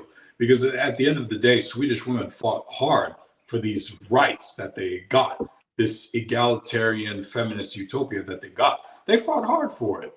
They fought for it in Denmark. They fought for it in Norway. They fought for it in Iceland. They fought for it in Finland. And if you look at all these Scandinavian Nordic countries, you go to each one, very similar in mindset, very similar in thinking. The woman supersedes everything. The man has to acclimate.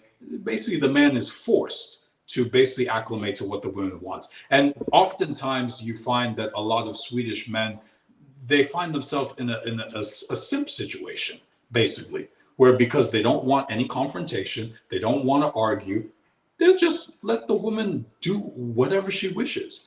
And then the woman will basically, in some ways, rule over the household to some extent. Like, I remember I read a book about this, about Scandinavian culture. And one thing that stuck out in this book, there was one line that stuck out at the end of the chapter in the book. And the line was, in Sweden, women run the show. Think about that. Do with that what you will. Yeah. Damn. What's happening in Sweden, right, is coming to America and the UK very soon. Yes. That is the agenda's end goal here. I'm not kidding. I am not kidding. What's happening in Sweden is showing you the future of America and the UK and every other Western country, particularly Anglo-speaking Western country, English-speaking Western countries. They're going to end up like Sweden at one point. Because at this point in time, women are more powerful than men in America and in the UK. I genuinely believe that. There is no patriarchy. There is no oppression of women. Men are oppressed. Men are demeaned in America and in the UK. Something's got to be done about it. If nothing gets done about it, we're going to end up like being like Sweden, right? It's going to be a horrible situation for our future kids. We don't want that for our sons, bruv. We don't. Because the people, the influencers that I hear that are in power or want to get in power in America and the UK, they say the same exact BS like Swedish chicks. And I'm being serious here, brothers, man. Men are getting weaker every day in the West.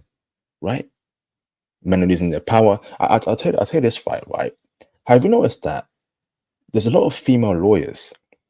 Because I remember when I was dating quite heavily in the UK back in the day, right before I became a pastor, bro, I kept coming across female lawyers, right? I'm like, huh, why is there so many female lawyers, right, that I'm coming across? I look up the stats, right, and lo and behold, there are now more female lawyers than men in the UK, and there are now more female law students than men in the UK. And you know, the laws run and dictate a country. These young female lawyers who are 23, 24 will end up being judges. They will end up being judges and end up going into politics because a lot of politicians are lawyers. So imagine if they become judges and then you're a guy in front of a feminist judge that hates men. That hates men. Screwed. You're screwed. And I think it's being done by purpose.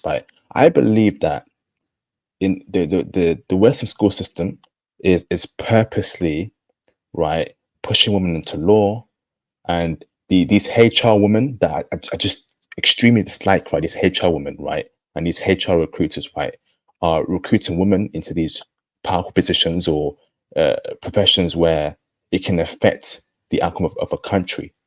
So when these 20-year-old lawyers are 40, 50 and judges, right? When they're all judges or Supreme Court judges or whatever, bruv, men are gonna have a terrible time in the West, bro. That's the end goal here. Press a one in the chat if you've noticed that. Is that some case in America too, bro, Sam? Yeah, yeah, I would say so. I mean, women have certainly been more career oriented, especially in college education. I mean, in America, predominant college students are women, small percentage of men. I mean, that should tell you something, right? Facts. And that's why I write. Um, um, I don't really like the statement where some influencers would say, "Yo, skip college," or "All men should skip college." I don't believe that, because if you want to become a lawyer or or investment banker or something like that, right, you need a degree, right? And we need more men, right, in politics, more men in law, because if it's all women, right, going into law and politics, that's how they're gonna run the show, and then the whole system's gonna flipping collapse. And you know, a lot of women don't like men. A lot of women want revenge against men or want to destroy men. A lot of women don't like men, bruv. And I've seen it in real time. So when they get that power, right, it's over. It's been done on purpose here in the West, and no one's speaking about it. That's why we gotta get out of it, man. Because a lot of dudes are simps. So now, next question for you, bro, is tell me more about the foreign chicks, brother. Okay, in um in Sweden. We want to know if there's black chicks there. We want to know if there's Japanese chicks there, Korean chicks there, Ethiopian chicks there, brother, or whatever, or Romanian chicks. And they're all checking for brothers. Yeah, yeah, they're very open to brothers. I mean, from my experience, because yeah, I met I met chicks from Russia, chicks from Ukraine, chicks from Serbia, Kurdish chicks, I met chicks from all over the place. The good thing about Stockholm, it's very multicultural. So if for some odd reason you decided you wanted to move to Stockholm, Sweden, of all places in the world, and you wanted to get a wife and you wanted to get married, or you wanted to be in a long-term relationship or have a domestic partner, if I were you and I was in that situation, I would go for someone who's not Swedish. Matter of fact, I'll take it a step further. I'll go for someone who's not from a Scandinavian country, just to take it a step further. So that means no Swedish chicks, no Danish chicks, no Norwegian chicks, no Icelandic chicks, and no Finnish chicks. For long-term relationship material, of course. Recreational use, on the other hand, that's a different story. But if we're talking serious relationship, well, no, it would have to be someone who's not from Scandinavia, someone who's not from Sweden. Because like I remember I talked to the Russian chicks, the Ukrainian chicks, go out with them. The one thing I noticed about these chicks, they're not that liberal. Mm. Even though they're living there, even though they're in the culture, they're not liberal. Even though they're living there, even though they're surrounded by the culture, they're still not that liberal. Because I remember the Russian chicks, the Ukrainian chicks, they still said, yeah, even though I'm in Sweden, like it's 50-50 here, men and women share the bills and things like that. I still want men to pay for my for my food and drinks. So yeah, nothing has changed. Everything is still the same. The exact same thing. Damn, Yeah. that's insane, bruv. Yeah. So, I'm guessing first dates between a black man and a Swedish woman, right? You may expect a Swedish woman to actually pay for your food. It can happen. It's not uncommon, because the thing is, since they believe men and women are equal, therefore, like, there's nothing wrong with a woman paying for like a man's food or drink, or you know. But the funny part is, a lot of Swedish guys, I think, because men and women are 50-50 with bills and things like that, and also because of feminism, Swedish guys, they don't really put that much effort in trying to be gentlemen.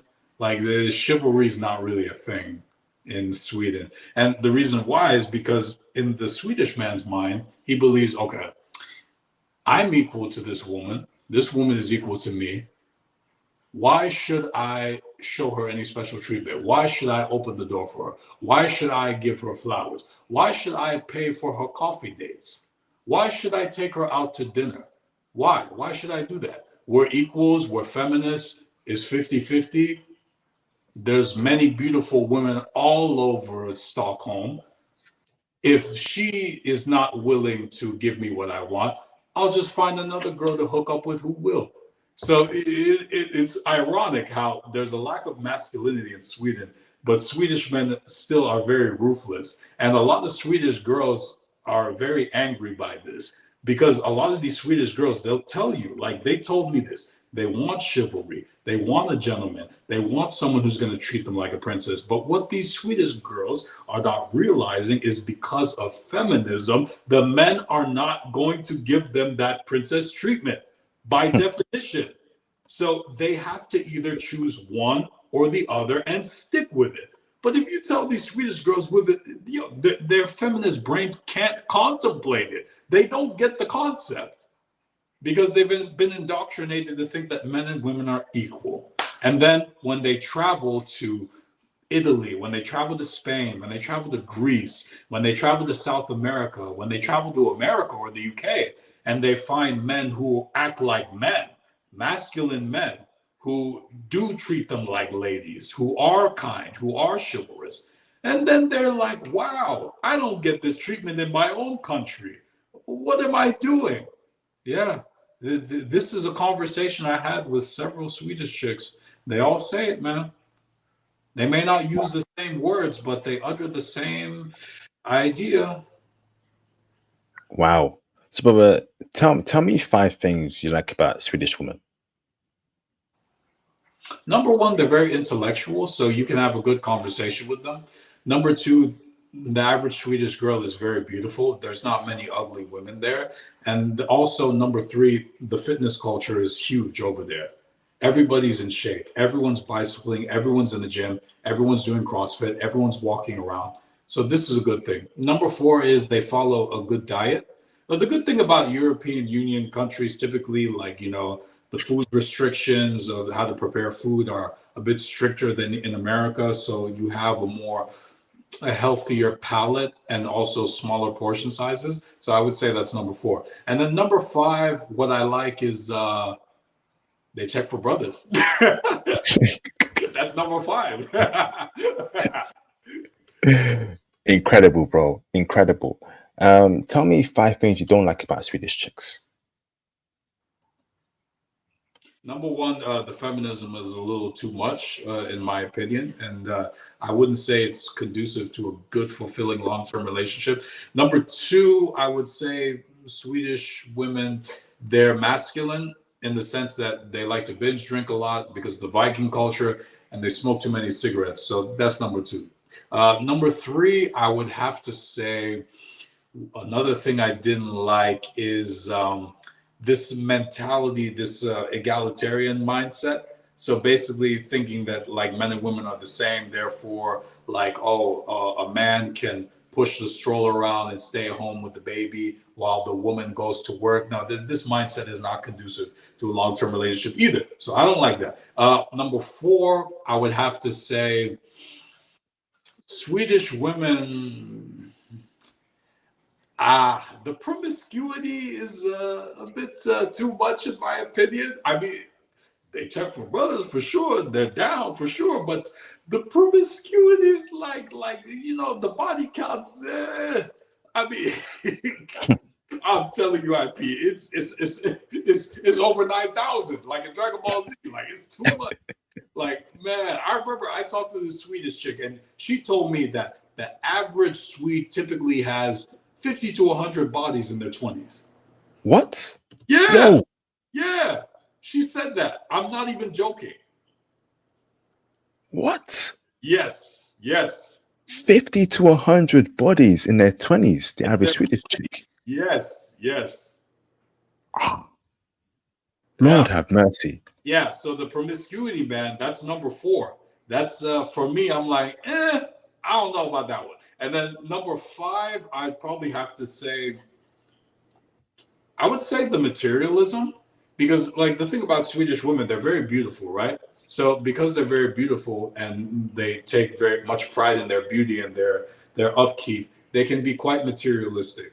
Now they're not materialistic in the sense like I said before, the example of the chicks in Miami who are beautiful, but they expect you to buy them Chanel and Gucci, Louis Vuitton, and Jimmy Choo. No. Swedish women, like I said before, they're materialistic, but to the sense that they believe that they can get the bag themselves. They're go-getters, which to a degree, a woman has to be quite masculine to be a go-getter, wouldn't you say?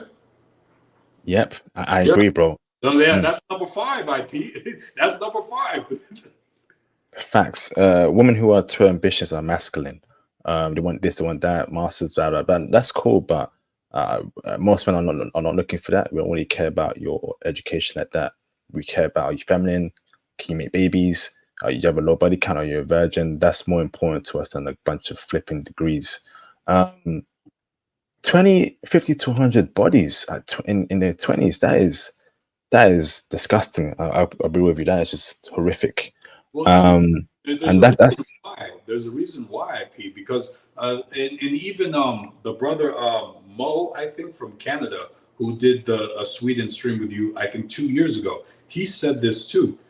The concept of shame is non-existent there, because in these people's minds, because they're so liberal, anything goes for them. Promiscuity, anything, you name it, anything goes. So in their minds, the concept of shame is non-existent. You cannot shame a woman for doing the same thing that a man can do, because they believe men and women are the same. And this is why the body counts are through the roofs. You go to Finland, you go to Denmark, you go to Iceland, you go to Norway, it's the same thing. The same exact thing. Damn, I really feel sorry for Swedish dudes, man. I feel sorry for any guy that was born and raised in Sweden. We got a tough here in the UK and in America, but imagine living in a feminist hellhole. Literally, feminist. Sweden is a feminist hellhole. Imagine living there, being raised there, being told every day that you ain't ish, women this, blah blah blah, men are trash.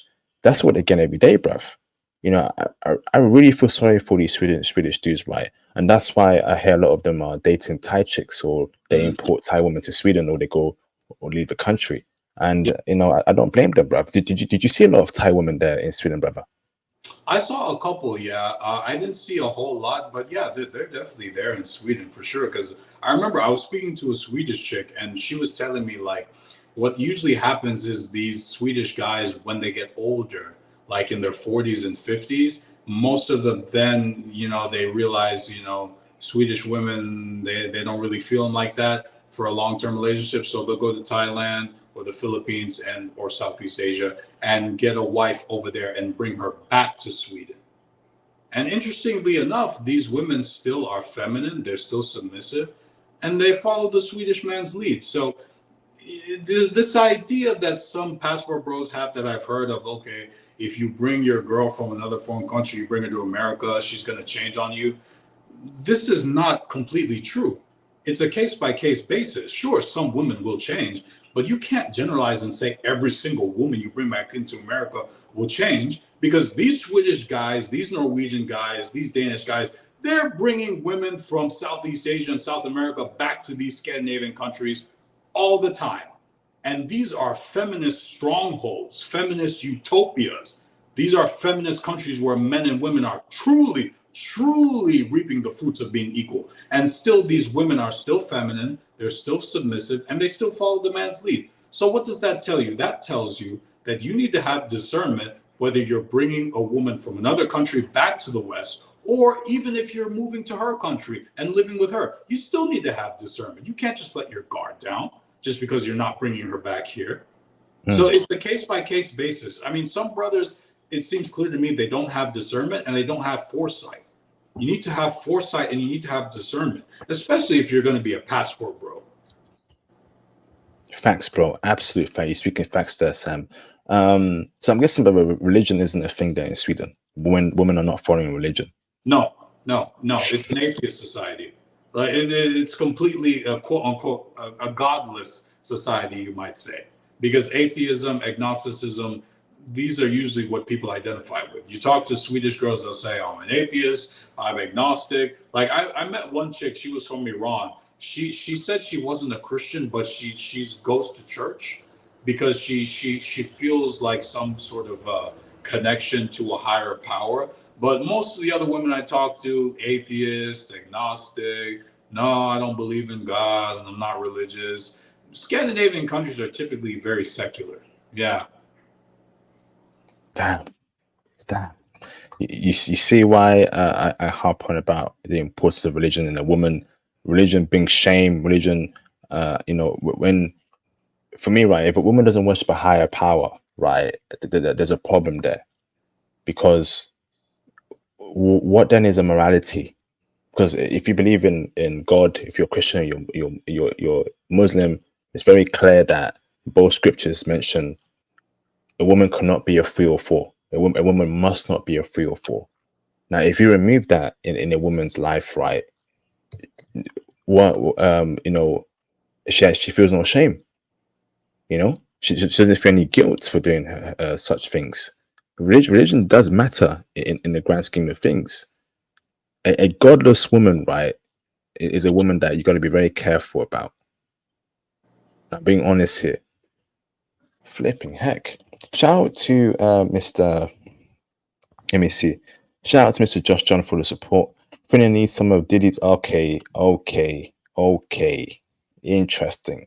I'm gonna skip that over there. Shout out to Mr. J Bones for the support. The very opinionated IP, not wifey, just smash. I definitely agree. Mm-hmm. Shout out to Mike Hall for the support. Sweden or Iceland? Iceland. Why is that? For sure. Why is that? I would say I feel like in Iceland, like they're a bit more forward in their checking for brothers from my experience. But at the end of the day, I think Icelandic girls are so for the streets. They're just checking for anything that moves, IP, to be honest with you. Like, now that I think about it, you know what? That's a tough question, man. Oh, it's like neck and neck. Like Manchester United and Chelsea right now. I would say maybe Sweden, because like I guess you have like a lot more multiculturalism, so like it's more interesting because like you're not just dealing with like the ethnic population there. But in Iceland, there's diversity, but not to the same degree, and also the population is smaller. But I mean, they definitely check for brothers, but maybe Sweden. Yeah, that's a hard one. Yeah, that's really difficult. Okay. So before I open up the phone lines, bro, for the last 15 minutes, bro. So you're saying that Swedish women are smashable but not wifey. In my humble opinion, I don't believe they're wifeable. Now, there might be some Swedish women that are wifeable that are an exception to the rule, but I don't go by exceptions to the rule, IP. Facts. Absolute facts, bro. So let's open up the phone lines. If you have any questions for our guests, feel free to call in. If not, send your questions in this chat. This has been a very insightful stream for you, Passport Bros. As you know, you can join the Patreon for freaky intel on how freaky Swedish women are in the bedroom. I've always said this right. I put Sweden in that category where, what's it called? If you're going through a dry spell, okay, if you're going through a spell where, you know, what's it called? You ain't getting no play, and you're grinding. Book a trip to Sweden or Scandinavia, get out your system, and that's it. These are women that are not wifey, so you can make do as to how you want to do with them, right? But please don't ruin countries that are white that have a bunch of wifey women. So here's what I propose, right? Okay, now I get some bros, right? We're men, so you wanna get it down with a chick, right? That's cool. We're men, right? Here's what I propose, right? There are certain countries where if you really want to run through a bunch of chicks, go to those countries, right?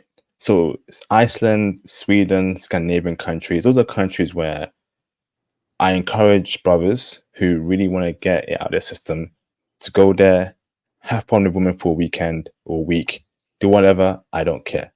But what I don't want brothers to do, right, is go to countries that are conservative and ruin those countries and run for a bunch of chicks there. Those are countries where you want to wife you up woman. That's what we're passport bros. We're tired of the American way of life, English way of life, UK way of life, where the women are too masculine, high body counts. So that's why we're passport bros, right? So don't go to Japan and run for a bunch of chicks, right? And come out to the West because you add into their body count. Don't go to, let's say Ghana and do that as well, right? Take that to Sweden, take it to Iceland, take it to Denmark, etc., etc., because the women there are ran through. So make do as to what you want to do with them. But conservative countries, religious countries, don't ruin them. So if you're currently on the grind right now, studying for those IT certs, whatever, and you ain't had no box in a minute, no play in a minute, book a trip to Sweden, get out your system, and come out to the West. Wouldn't you agree there, Sam? I think that there are some countries where we want to put them in the low ranking totem pole. We don't care what happens to those countries and the women there. They're for fun, and that's it. But there are some nations where the women there are great, the wifey, and we have to treat them with respect and wife them up, brother. How do you feel about that, bro? Yeah, for sure. And I would take it a step further. Like for those brothers who have never really traveled before, I would say like Sweden's good because everyone speaks English, so you don't have to learn the language. So if you're like a guy who's never traveled but you're scared of like the language barrier or something, you don't have to worry about that if you go to Sweden. And then also like the flights from America or from Canada are not crazy expensive because it's only like 8, 9 hour flight, one layover. Yeah, so yeah, if you're new to traveling, I'd say yeah, go to Sweden. Yeah, it's a good place. Facts. Yeah. I think brothers and their friends, right? Book a month in Scandinavia and get out your system. Be Genghis Khan. Obviously, use protection. Be Genghis Khan. Run for a bunch of chicks, whatever, whatever. Do it in Sweden. Don't do it in countries where women that are wifey. All right, because we don't want to ruin them. We don't want to add to the problem there. I'm asking brothers to move with caution, man. Okay, we do not want the whole world to be like Sweden and America. The day that happens is a day we're praying for. Actually, I'll keep that to myself, man, because I know how YouTube is. Okay, Hmm. awesome. All right. So if you have a question, call in, man. Shout out to Mr. Dark Ronnie, my superstar mod, for the support. Thank you, bro, for the super sticker. Appreciate you, brother. Much appreciated, bro. Much appreciated. Awesome. Awesome. Nice. So we got 10 more minutes left. Call in, brothers. Call in. This is a 2-hour stream, so I doubt we'll have a Swedish stream in a very long time. It's been a minute since we've had one. I think just over a year, so we don't get much often, man. We got fresh intel there off the boat, right? Got it straight off the boat for you brothers, man. So, definitely send the questions in. So amazing stream, bro. Any plans to go there in the future again? Oh, absolutely, IP. You know I'm going back. Yeah, don't play with me, IP. You know I'm going back. You know I'm going back.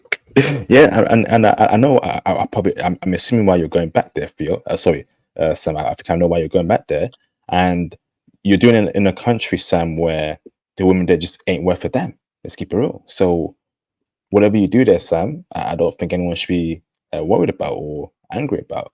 These women there are just not wifey. So if someone's having fun there with the woman there, I don't care. I don't care. No right thinking man is thinking about wifing up a Swedish chick. Anyone that is right needs to get their head examined. I'm being serious here. They're just for fun, bruv. They're just for fun, right? They're just for fun. The same way in the hood, right? You got a bunch of Keishas where they get passed around by the homies. Treat Swedish women like that, bruv. I keep it real with you, and then no one wipes up that 3 or 4 in the hood because she's a 3 or 4, right? So it's the same way we're going to treat these women, bruv. Awesome. So brothers, man, call in, bruv. Call in. Shout out to Mr. Mike Hall for the support. Is Sweden porg friendly? Oh, so slim thick, brother. Slim thick woman.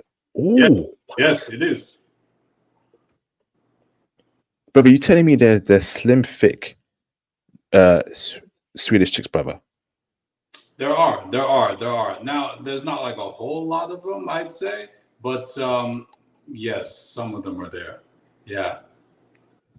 So, brother, tell me the average body type of the average Swedish woman. Is it skinny? Is it fat? Is it thick, slim, thick? What's the average body type?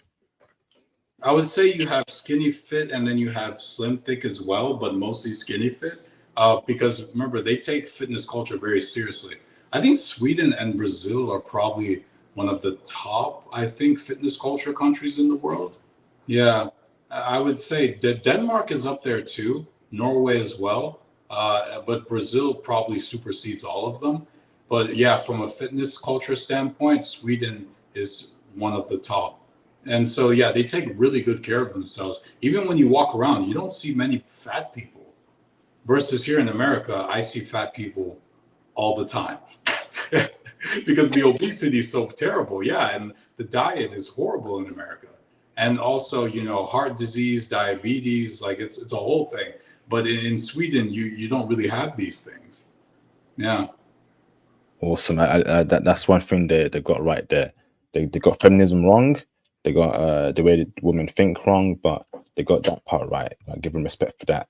Yeah. Shout out to I Am Waffles for the support. How prevalent are ST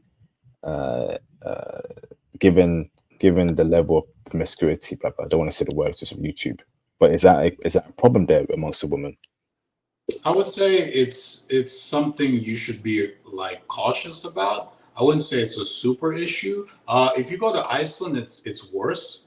I mean, in Iceland, it's one of the highest rates of chlamydia in Europe for years. And also, they have in Iceland a nickname for this where they call it the Reykjavik handshake. So the Reykjavik handshake means you got chlamydia from an Icelandic girl, is basically what it means. Wow. Yeah, she gave you the Reykjavik handshake. Damn. Yeah, and I'll take it a step further. Even in Iceland, they have this nickname that girls use with each other. They call themselves stomach sisters. So basically, you have Eskimo brothers, pause, Eskimo brothers, and then you have in Iceland stomach sisters. So basically, stomach sisters, 2 women who have at some point in time been with the same guy.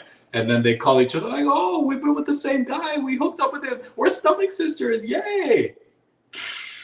What kind of no? That's a weird society, man. Yeah. That's what happens when things are too liberal, man. That's Yeah. what happens. Honestly, man. That's what happens when things are too liberal. Demonic, Mm.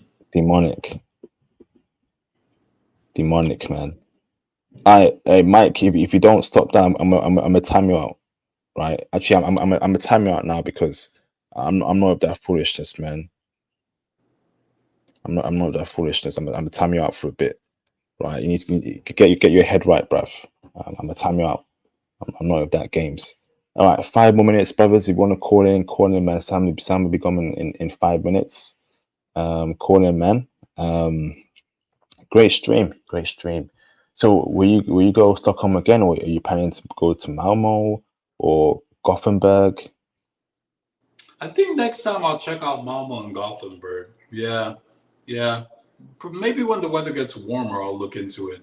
Definitely not now because it's getting cold. But Malmo and Gothenburg, I think I'll definitely check out. Because I remember the stream 2 years ago with the brother Mo, the dentist from Canada. He went to Malmo. Mm-hmm. He had a good time. He had a great time, brother. You hear on the Patreon. We know how you want to know how freaky Swedish women are in the bedroom. Check out the Patreon, man. Check out the Patreon. There's some freaks. Awesome. Did you come across Ukrainian women, Dag? Did they take in a lot of Ukrainian women from the war? They did. There's a lot of Ukrainian women there. I'd wife up them over the Swedish women all day long because the Russian chicks, the Ukrainian chicks, absolutely lovely.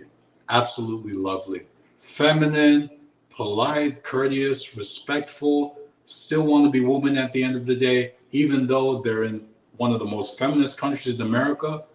Their culture, they still stay loyal to it. It supersedes everything.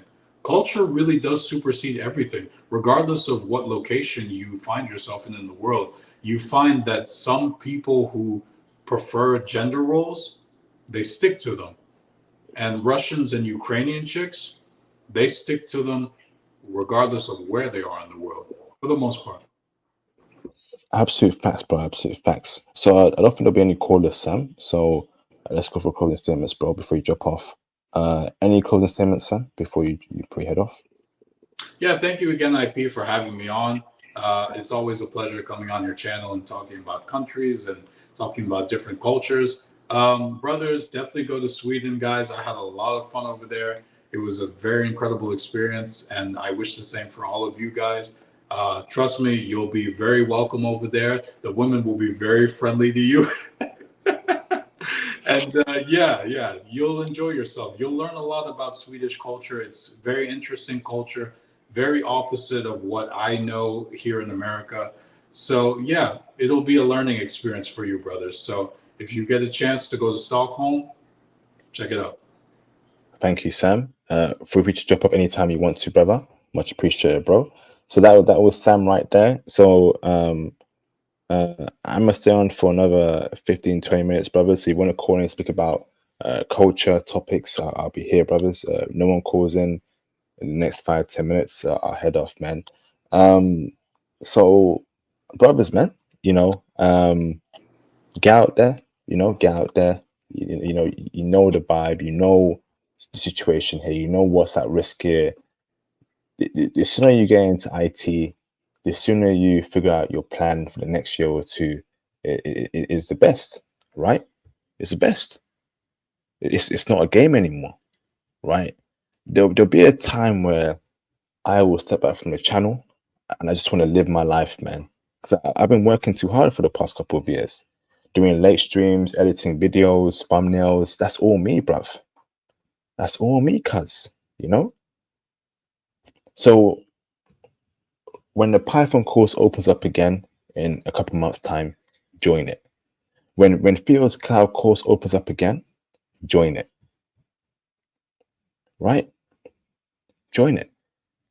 America and the UK are going to get a lot more worse. A lot more worse. Ain't no saving the society, man. Ain't no saving it, cuz. Ain't no saving it, bruv.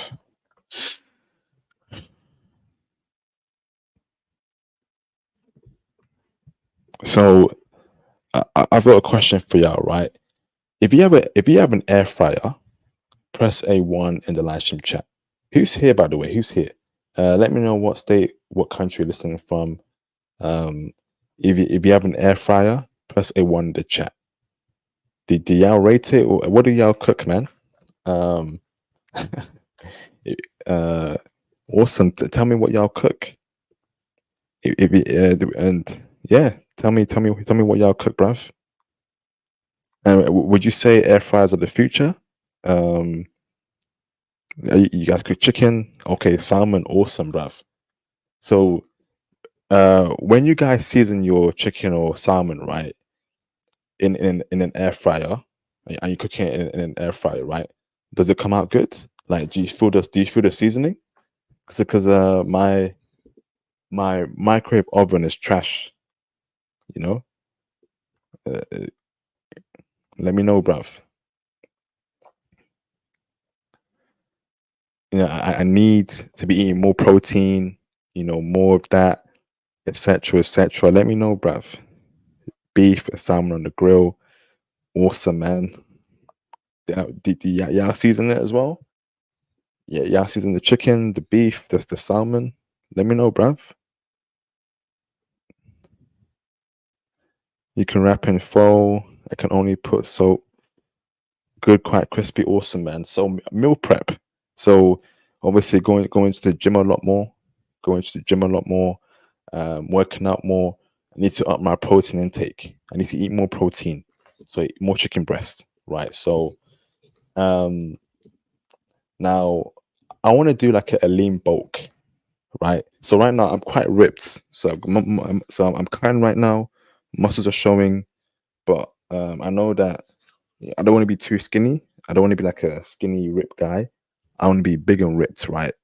So tell me what foods I gotta eat, right? What protein sources, right, can I eat to gain lean wise? So I want that Michael B. Jordan body type shape.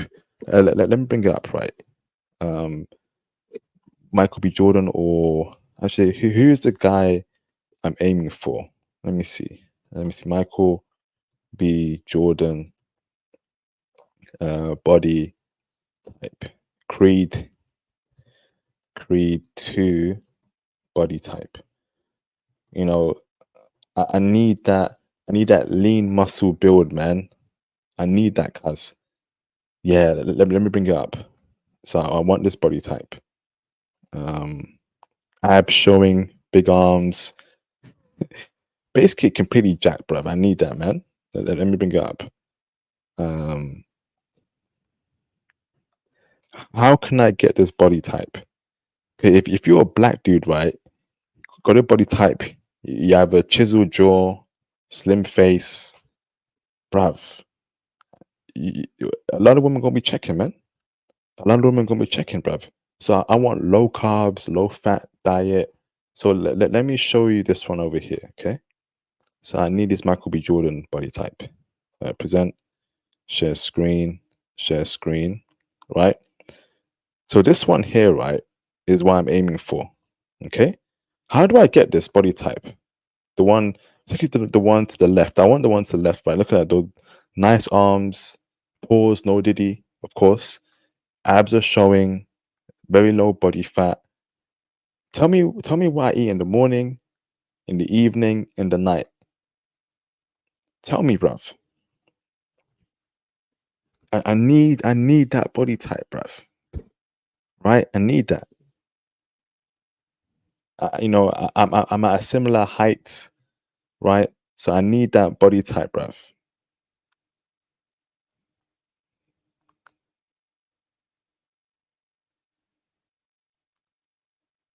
That's a dream right there, man. Okay, lift heavy. Okay, lift heavy. Cool. Okay, I am lifting, bro. I'm lifting. Um, but I think I'm not getting enough protein. Which is why with the air fryer that I got, I want to cook a lot more chicken, a lot more salmon. Things are expensive, bruv. So maybe I need to, yeah. Okay, salmon. Also, salmon has mercury, so I'm just worried. I'm just worried about mercury as well. Yeah, I've been bulking, bro. So I was bulking earlier this year. Now I'm cutting. So I've been bulking for like 4 months. I got to around 88 kg bulk. I had big muscles, right? But my belly was quite big, arms very big, and I had to start cutting. So I've cut down to around 76 kilograms in the last couple of months, right? Um, I'm still cutting because I want to get my muscles visible.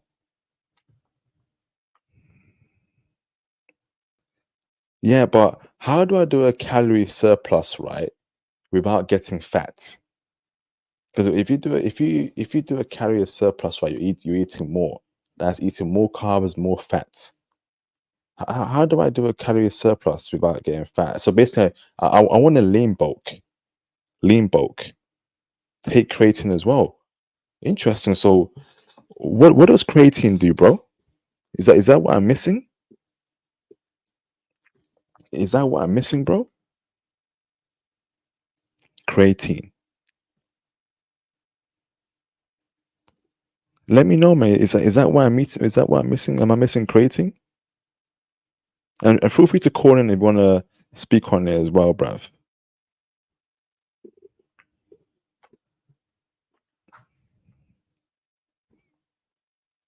I need that, man. Tell me what I need to do to get that body type.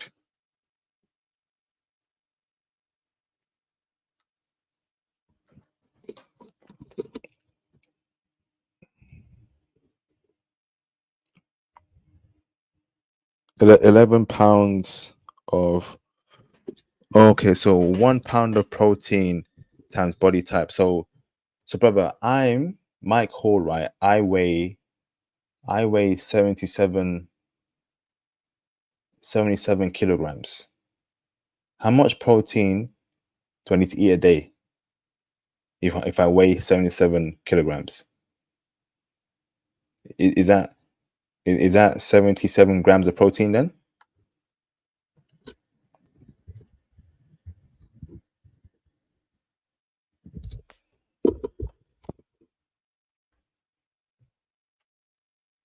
Let me know, man. I think as black men, we got to be on point, bruv. We need to be on point when it comes 140 grams. Flip, that's a lot of protein. Okay. Damn.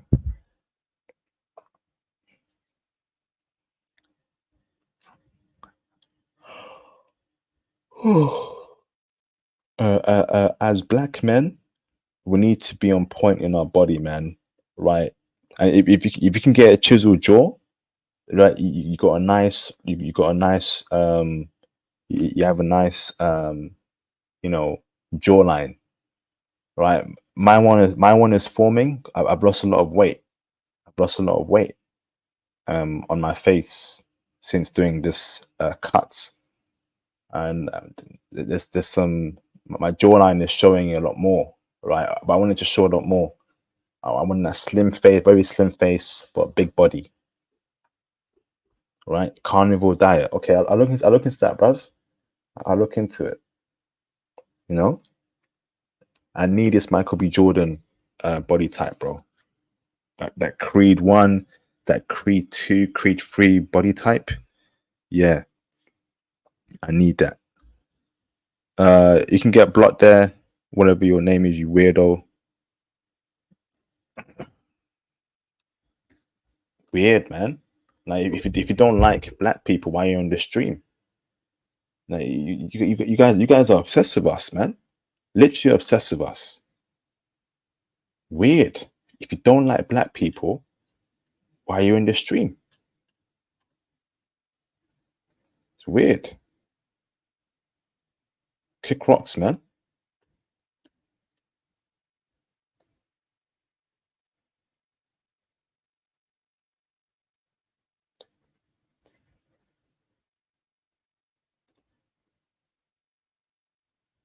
Mediterranean diet. Okay. Okay. I need to cut more fat. Man, intermittent fasting as well. Yeah, it could take years, but I've been doing it. I've been working out for months. So I've cut right, but I'm not toned, and I've been cutting for the past 2 months now. Maybe I got to cut some more, but air fryer is here, so I need to now meal prep heavy, meal prep heavy. Broccoli, chicken, rice, salmon on the side. I'm gonna go ham, bro. Just stay focused. Again, while you're in the West, bro, it's all about self-improvement, bruv. Self-improvement, self-improvement, self-improvement. Right? For me, my skincare is on point, body's on point, jawline on point, fashion on point. I'm doing it for myself and for foreign chicks. Now, I've been getting looks by women actually. Now, women have been looking at me, right? Women have been looking at me, but I can't go back to dating foreign chicks, man. I've noticed that a lot of women have been looking at me, talking to me, staring at me on the bus, on the train. I'm reading my book or newspaper, look at the corner of my eye, a woman looking at me, a Western chick is checking me out. But a bunch of white chicks, I'll keep it real with you, and some black chicks too. Never the Asian girls though, and you know why? Never the Asian girls, never the Asian girls checking me out. But I do see white and black chicks check me out. I do, but never the Asian chicks. It is what it is, man. It is what it is. But yeah, this new regime I'm on, right? Where I've cut in the last couple of months, right? Skincare on point, jawline on point, haircut on point, fashion on point, looking fresh on point. A lot of chicks checking, man. A lot of women are checking. Keep it real with you. But I need this Michael B. Jordan body type, man. Once I get that, whew, and I hit up Japan again with that body type, tight shirt, muscles bulging. Oh man, it's gonna be a movie, bruv. It's gonna be a movie filmed in 4K. It's gonna be a movie filmed in 4K, bruv. It's gonna be a movie, bruv, filmed in 4K, bruv. And I ain't capping, fam. I'm keeping it real. I'm keeping it trill, right? Yeah, maybe I gotta get a personal trainer. You're right, bro. You know, and maybe I gotta get a personal trainer because yeah, man, that Michael B. Jordan Creed body type. But do you think so? What you're seeing here on the screen is that steroids? The one to the left, is that steroids?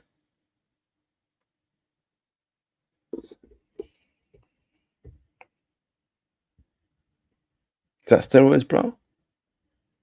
Let me know, fam.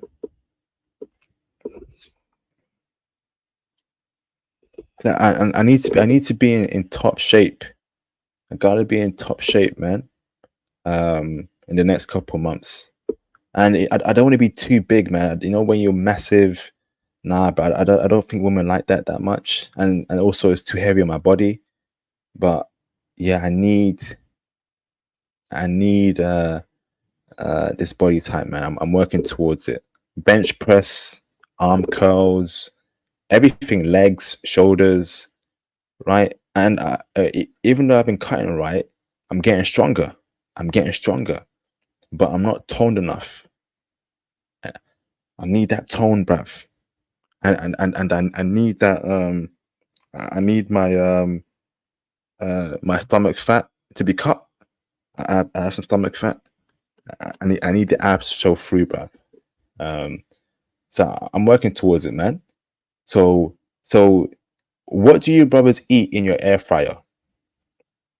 Protein sources. Can you recommend me some protein sources? So, I carve a lot of carbs. So I eat eggs. I eat scrambled egg with butter. Um, I eat wholemeal bread. No white bread. No white bread. White bread got too much carbs. Maybe I eat 4 or 5 slices of wholemeal bread with some egg, scrambled egg with butter. Protein shake. Right. I have a protein shake as well. I also eat chicken rice broccoli. Right. Um, I also I also what else do I eat? I have like a smoothie, right? But I think I'm missing one more protein source. I think I might have to add in some salmon. Yeah, I think I need some salmon, man. Some nice meal prep. But salmon's expensive. Salmon's like £5. Like £5. Maybe cut the butter. Huh. You're right, bro. It may be the butter. So what do I replace butter with? Because I love scrambled egg. I love scrambled egg. Um, I really okay, man. You're right, man. Maybe I cut the butter. Damn. Okay. Um, or do I eat um round egg in oil? But if I fry egg in oil, isn't that just as bad as having butter?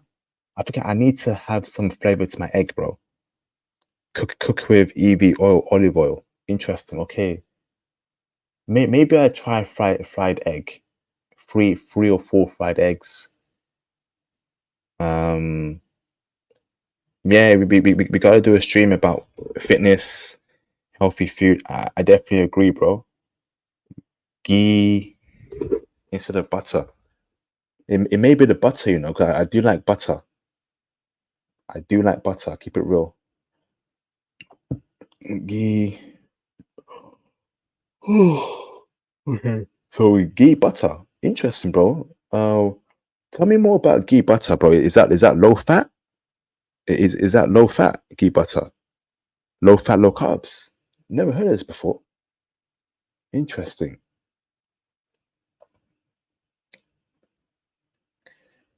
Can I buy this from the grocery shops? Let me see. Tesco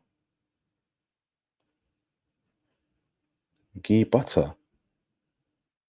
Interesting. Okay. Huh.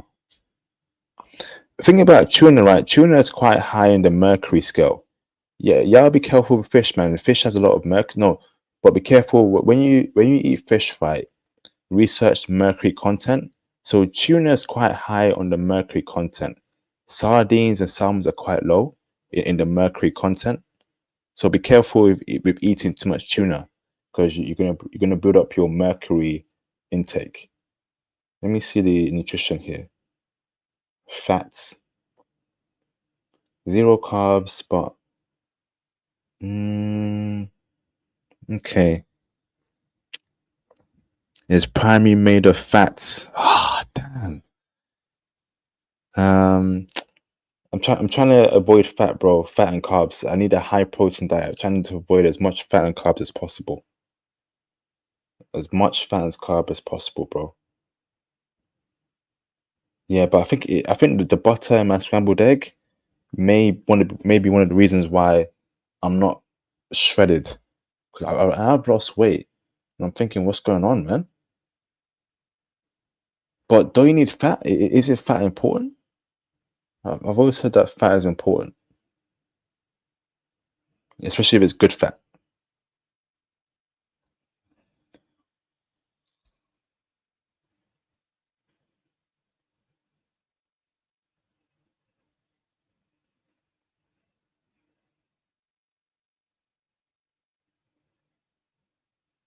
Non-saturated fat. Okay, correct. All right, so someone write for me a meal plan, right? What should I eat in the morning? So basically, I need to. So I weigh 77 kilograms. right? And I think in pounds, right? What's that in pounds? 77 kilograms in pounds. 77 kilograms in pounds. That is 169 pounds, right? So please tell me what I eat in the morning, in the evening, and nights, right? So how much protein do I eat per day? What meal do I eat in the morning? What do I eat in the evening? And what do I eat in the nights? Please tell me. High protein diet, low carb, low fats. I want to get this body type here. Please tell me, please. Thank you. So Mike says chicken breast, turkey breast. Okay, I need to add in turkey breast. Man, this vegetables, yep. Broccoli, I agree. Broccoli, Greek yogurt. I want to avoid dairy too, bro. If I'm honest with you, I want to avoid dairy, bro. I feel like dairy is just, I don't know, bro. I've cut out milk. I don't drink milk anymore. I've cut out milk. Um, Lentils, chickpeas, and no soya. No soya. No. As avoid soya. You know, I heard it makes uh, if you research soya, I'll tell you that. I tend to avoid soya as much as possible.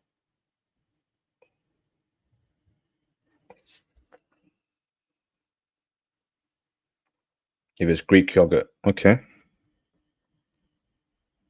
okay, maybe I add Greek yogurt to my diet. So right now I'm 77 kilograms.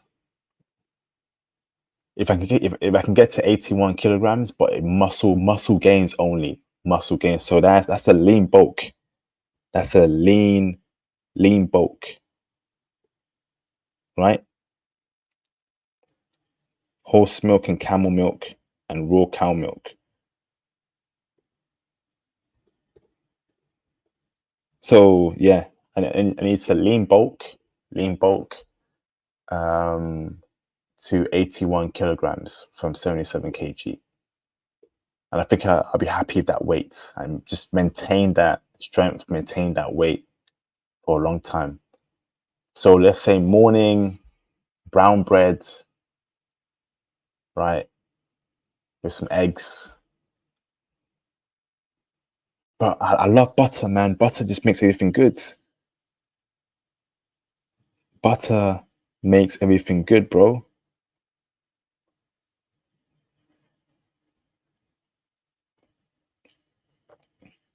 No bread. No bread, bro. Not even brown bread. Oh man, not even brown bread. So what do I eat egg with, man? I get that. The thing is, right, when you're cutting or bulking, I think it's also important that you like the food you're tasting. It tastes good. Or it's gonna be a chore. It's gonna be a chore if you think about it. It'll be a chore. It will be a chore if you're eating food that you don't like. That's why when I cook my chicken breast, it's seasoned, bro. I put in black pepper, thyme, oregano, right? Salt, paprika. I gotta make sure that chicken breast tastes good, bro. Right? No bread. Damn. Okay. No bread. No bread. No butter. Okay. Oh. So obviously bread has protein, right? Brown bread. So what do I replace my brown bread with? Because brown bread's got protein. If I look at the brown bread in my kitchen right now, right, each slice is 4.9 kilograms of protein, right, and 17.1 grams of carbs, low fat. You know,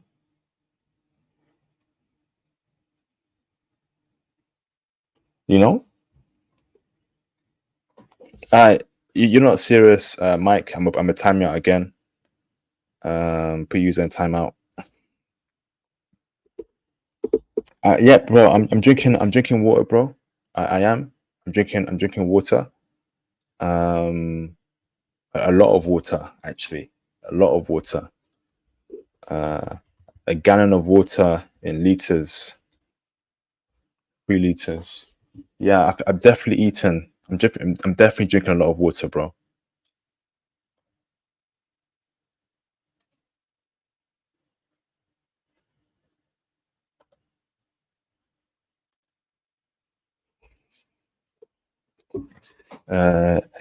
Ezekiel, Ezekiel bread. Okay, I'll check that out. Ezekiel bread. Ezekiel bread. Eze Ezekiel bread. Okay, this is good, man. I think it's all about knowing all the available protein sources, man.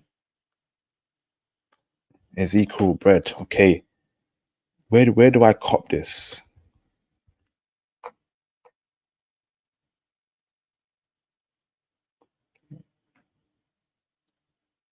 Where do I cop this? Oh, flipping heck! How much carbs? 20 grams of carbs. You kidding me, bruv?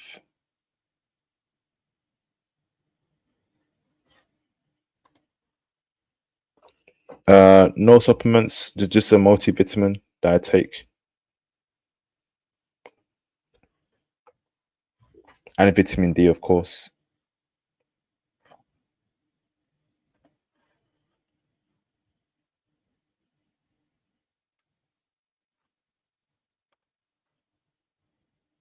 Spend money on olive oil, not butter. Okay. So if I fry my eggs in olive oil, right, and I toast my brown bread and put a little bit of butter in my brown bread, right? Just spread some butter on my brown bread. Is that okay?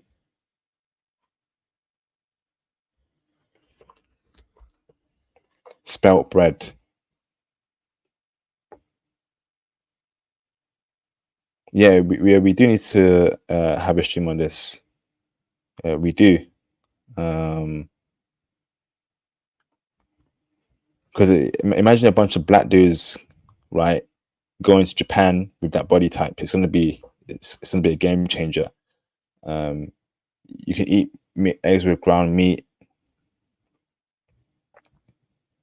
add onions. Thing is, right, I don't have time, to be, you know, just adding all these things to my eggs, man. Now you might, if you're in the office one day, right, you ain't got time to be chopping up onions, all that stuff, man. I keep it real with you. Mushrooms, it's long, man.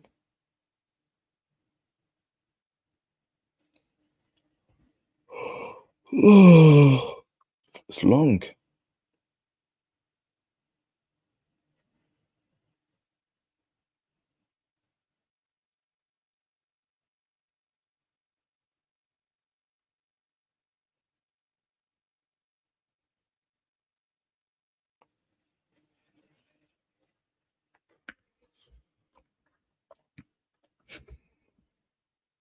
Yeah. Okay.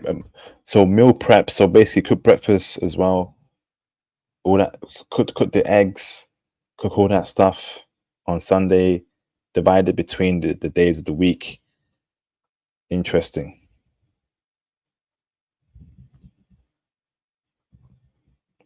I agree. It's important to. No, no, I don't eat that, bro. No Yorkshire pudding, no Sunday roast, no, bro. Olive oil and a Japanese wife. Let's get it.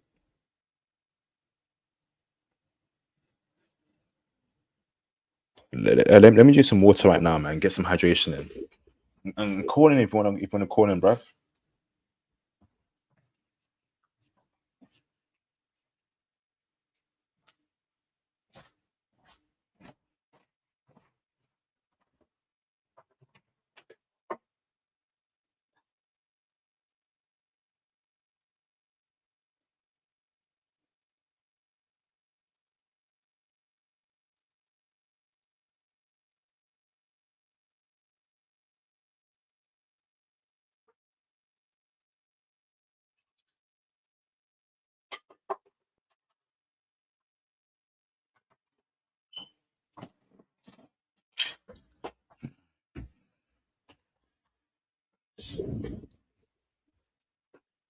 You're right. It gets spoiled. It is worth it, man. You just feel better, look better.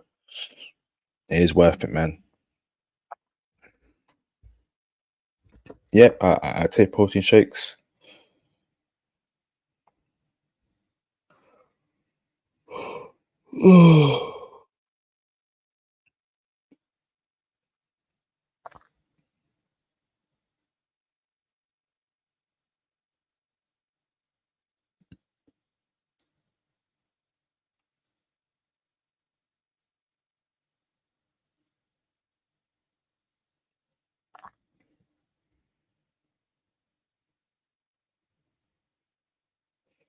I'm about to end the stream in 10 minutes. I'm a bit tired.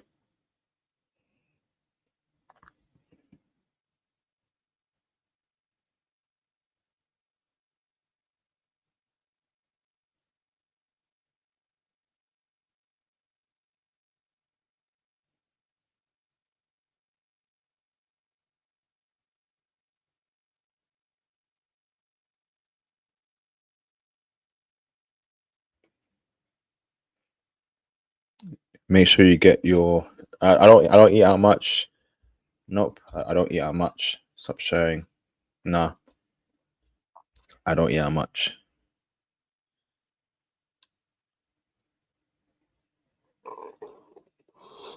Maybe once a week. I may eat out once a week.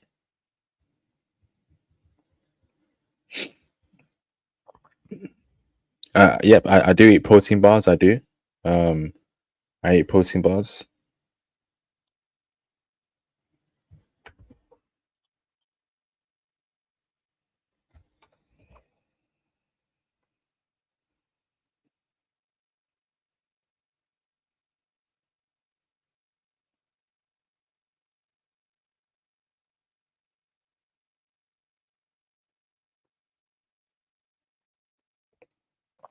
Thank you, Mr. T.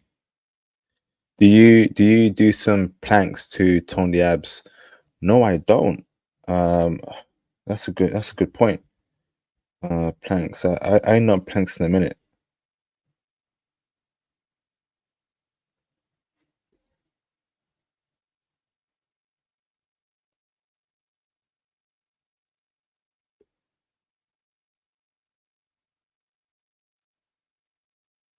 I need to get a low body fat percentage. That is the goal. Low body fat, ripped.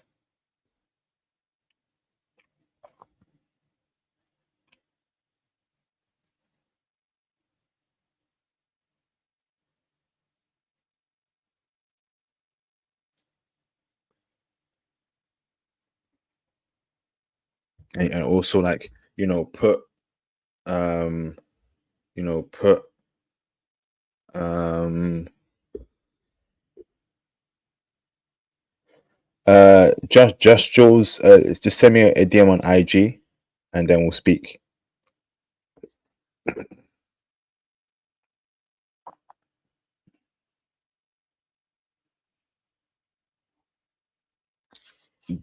No, I don't run in the morning, but I go on the treadmill in my gym. A treadmill. I just want to lose this belly fat, man. Like I need to lose it. Shoot. Yeah. And how many hours would you say in the gym? How many hours is that? 3 hours in the gym?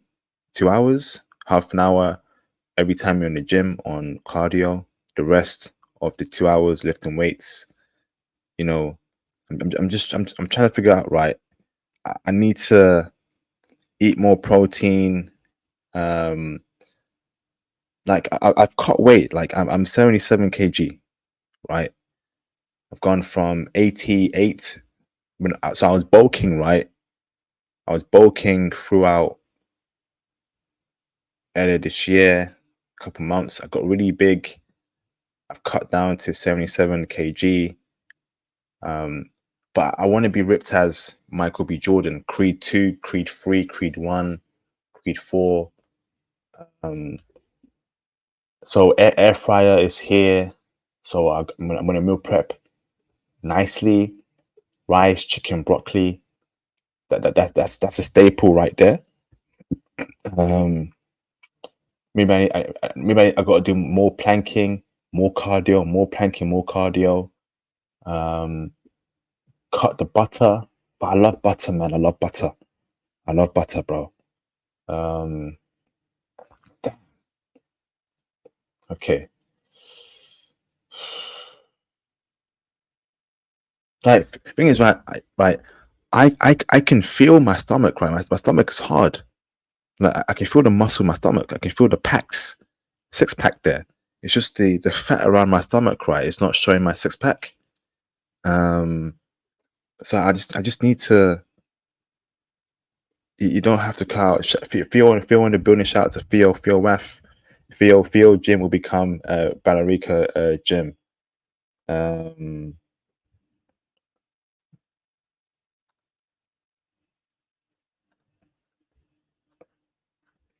so yeah. So I was thinking, right? Um, damn. Okay. And I need to get a proper diet plan. I need a high protein diet, low fat, low carbs. Help me out here. And feel free to call in. The phone lines are open if you want to speak about diet. I've got some more time. Um, so morning. Here's my current diet. Right. Here's my current diet. Okay.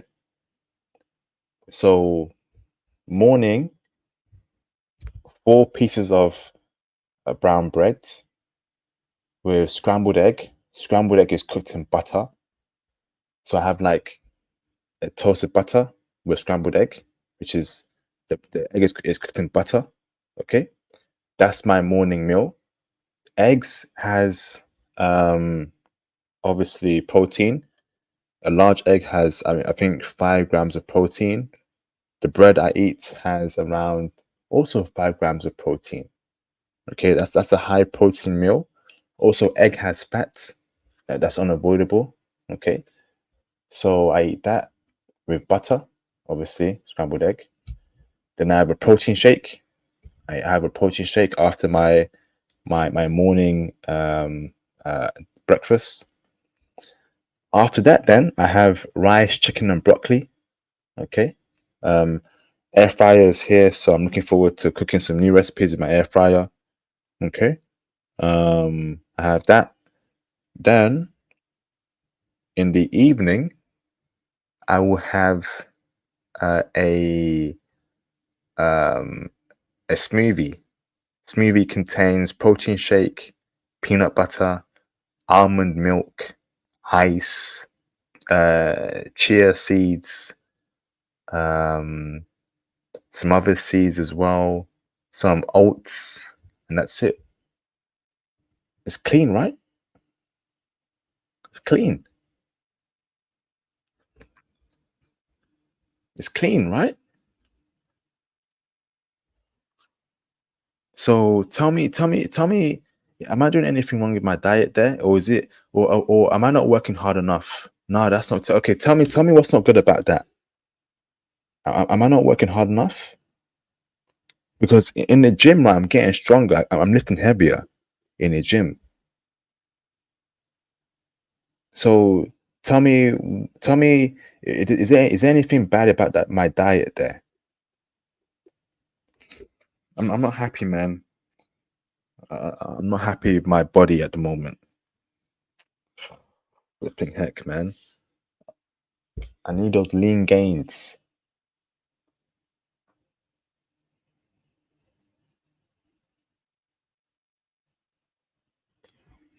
Progressive workout. Progressive workout. You're right. Yep. So lift heavier, short reps. I'm doing that, bruv.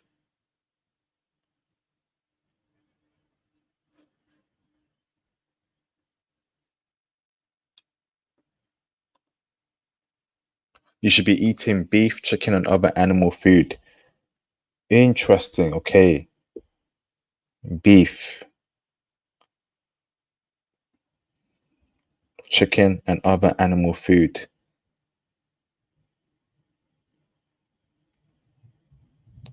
Okay, I need to eat a beef sauce, and I'll probably add in beef to my diet. It just takes so long to meal prep, man. But maybe I spend a whole day just meal prepping. Cook my chicken, cook my beef. Interesting. Okay. Salmon. Okay.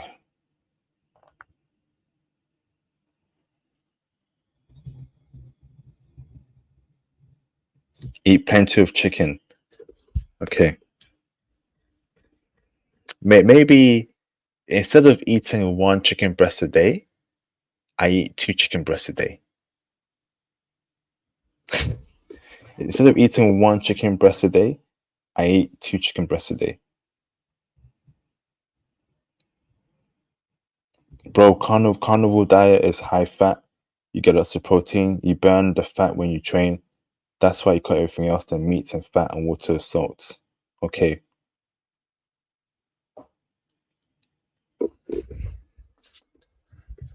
Yeah, the gym. Yeah, if you want to get bigger and more defined, it's more challenging. It's all about diet. It's all about diet.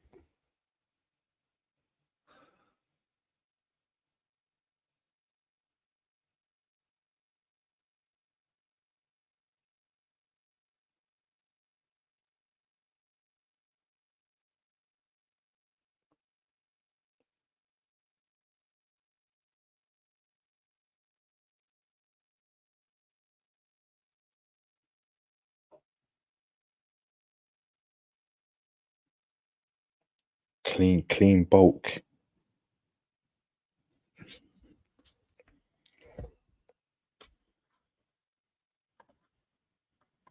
Clean, clean bulk.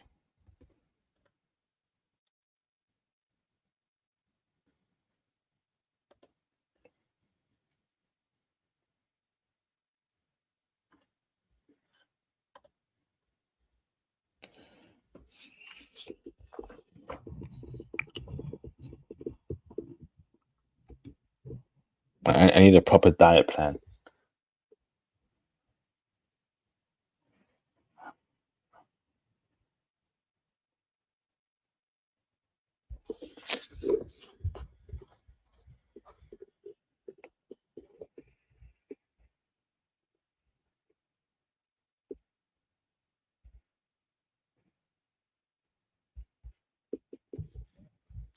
I've been done that, Mr. T, but I'm still not getting the gains I want or the results I want.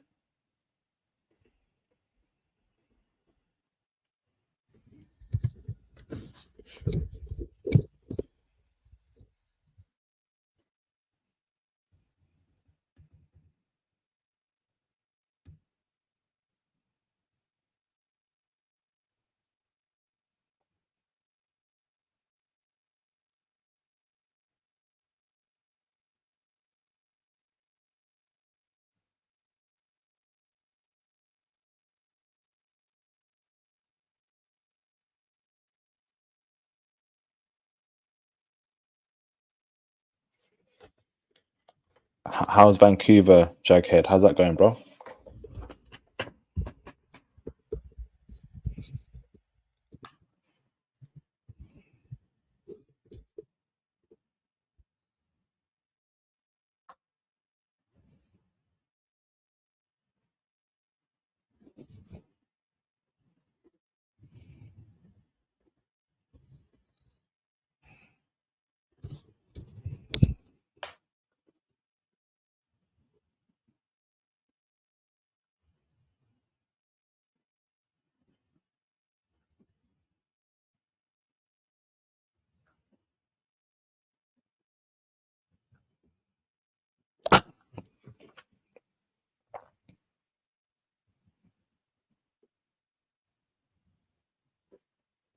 How the woman like in Vancouver?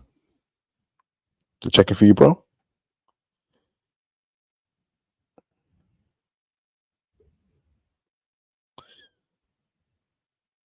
Oh, but I use the low high swings is for core muscles, bro.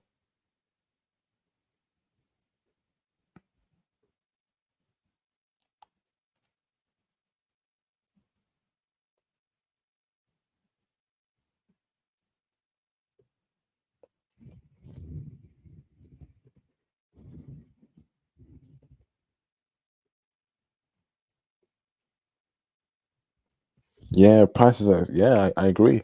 UK mad, it's gone up a lot. That's why I don't eat out much anymore.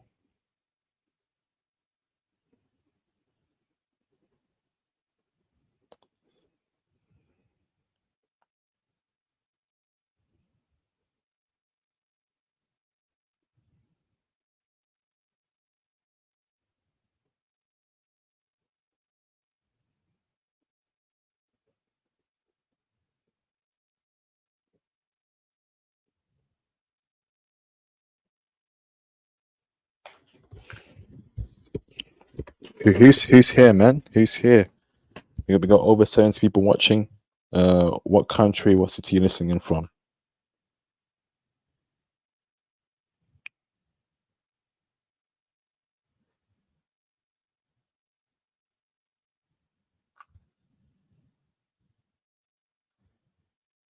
I don't eat Chinese food. Not really my cup of tea.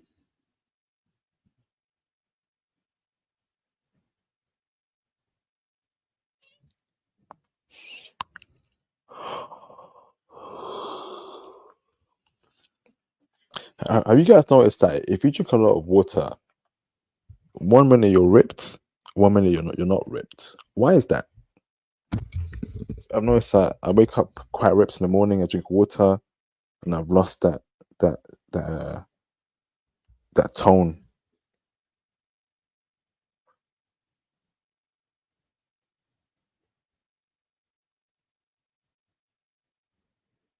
I hope it's not too late to set my demons straight.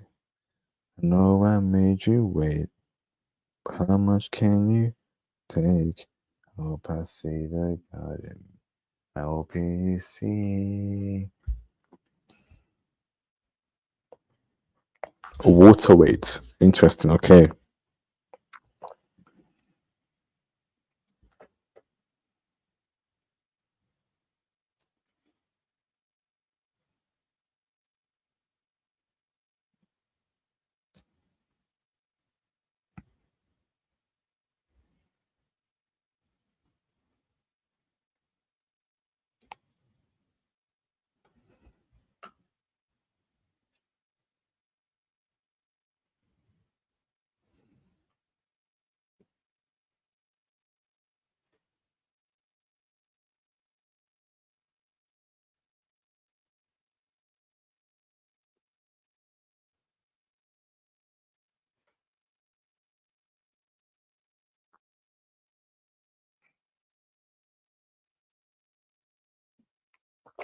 So Kuma, should I be doing more cable core exercises?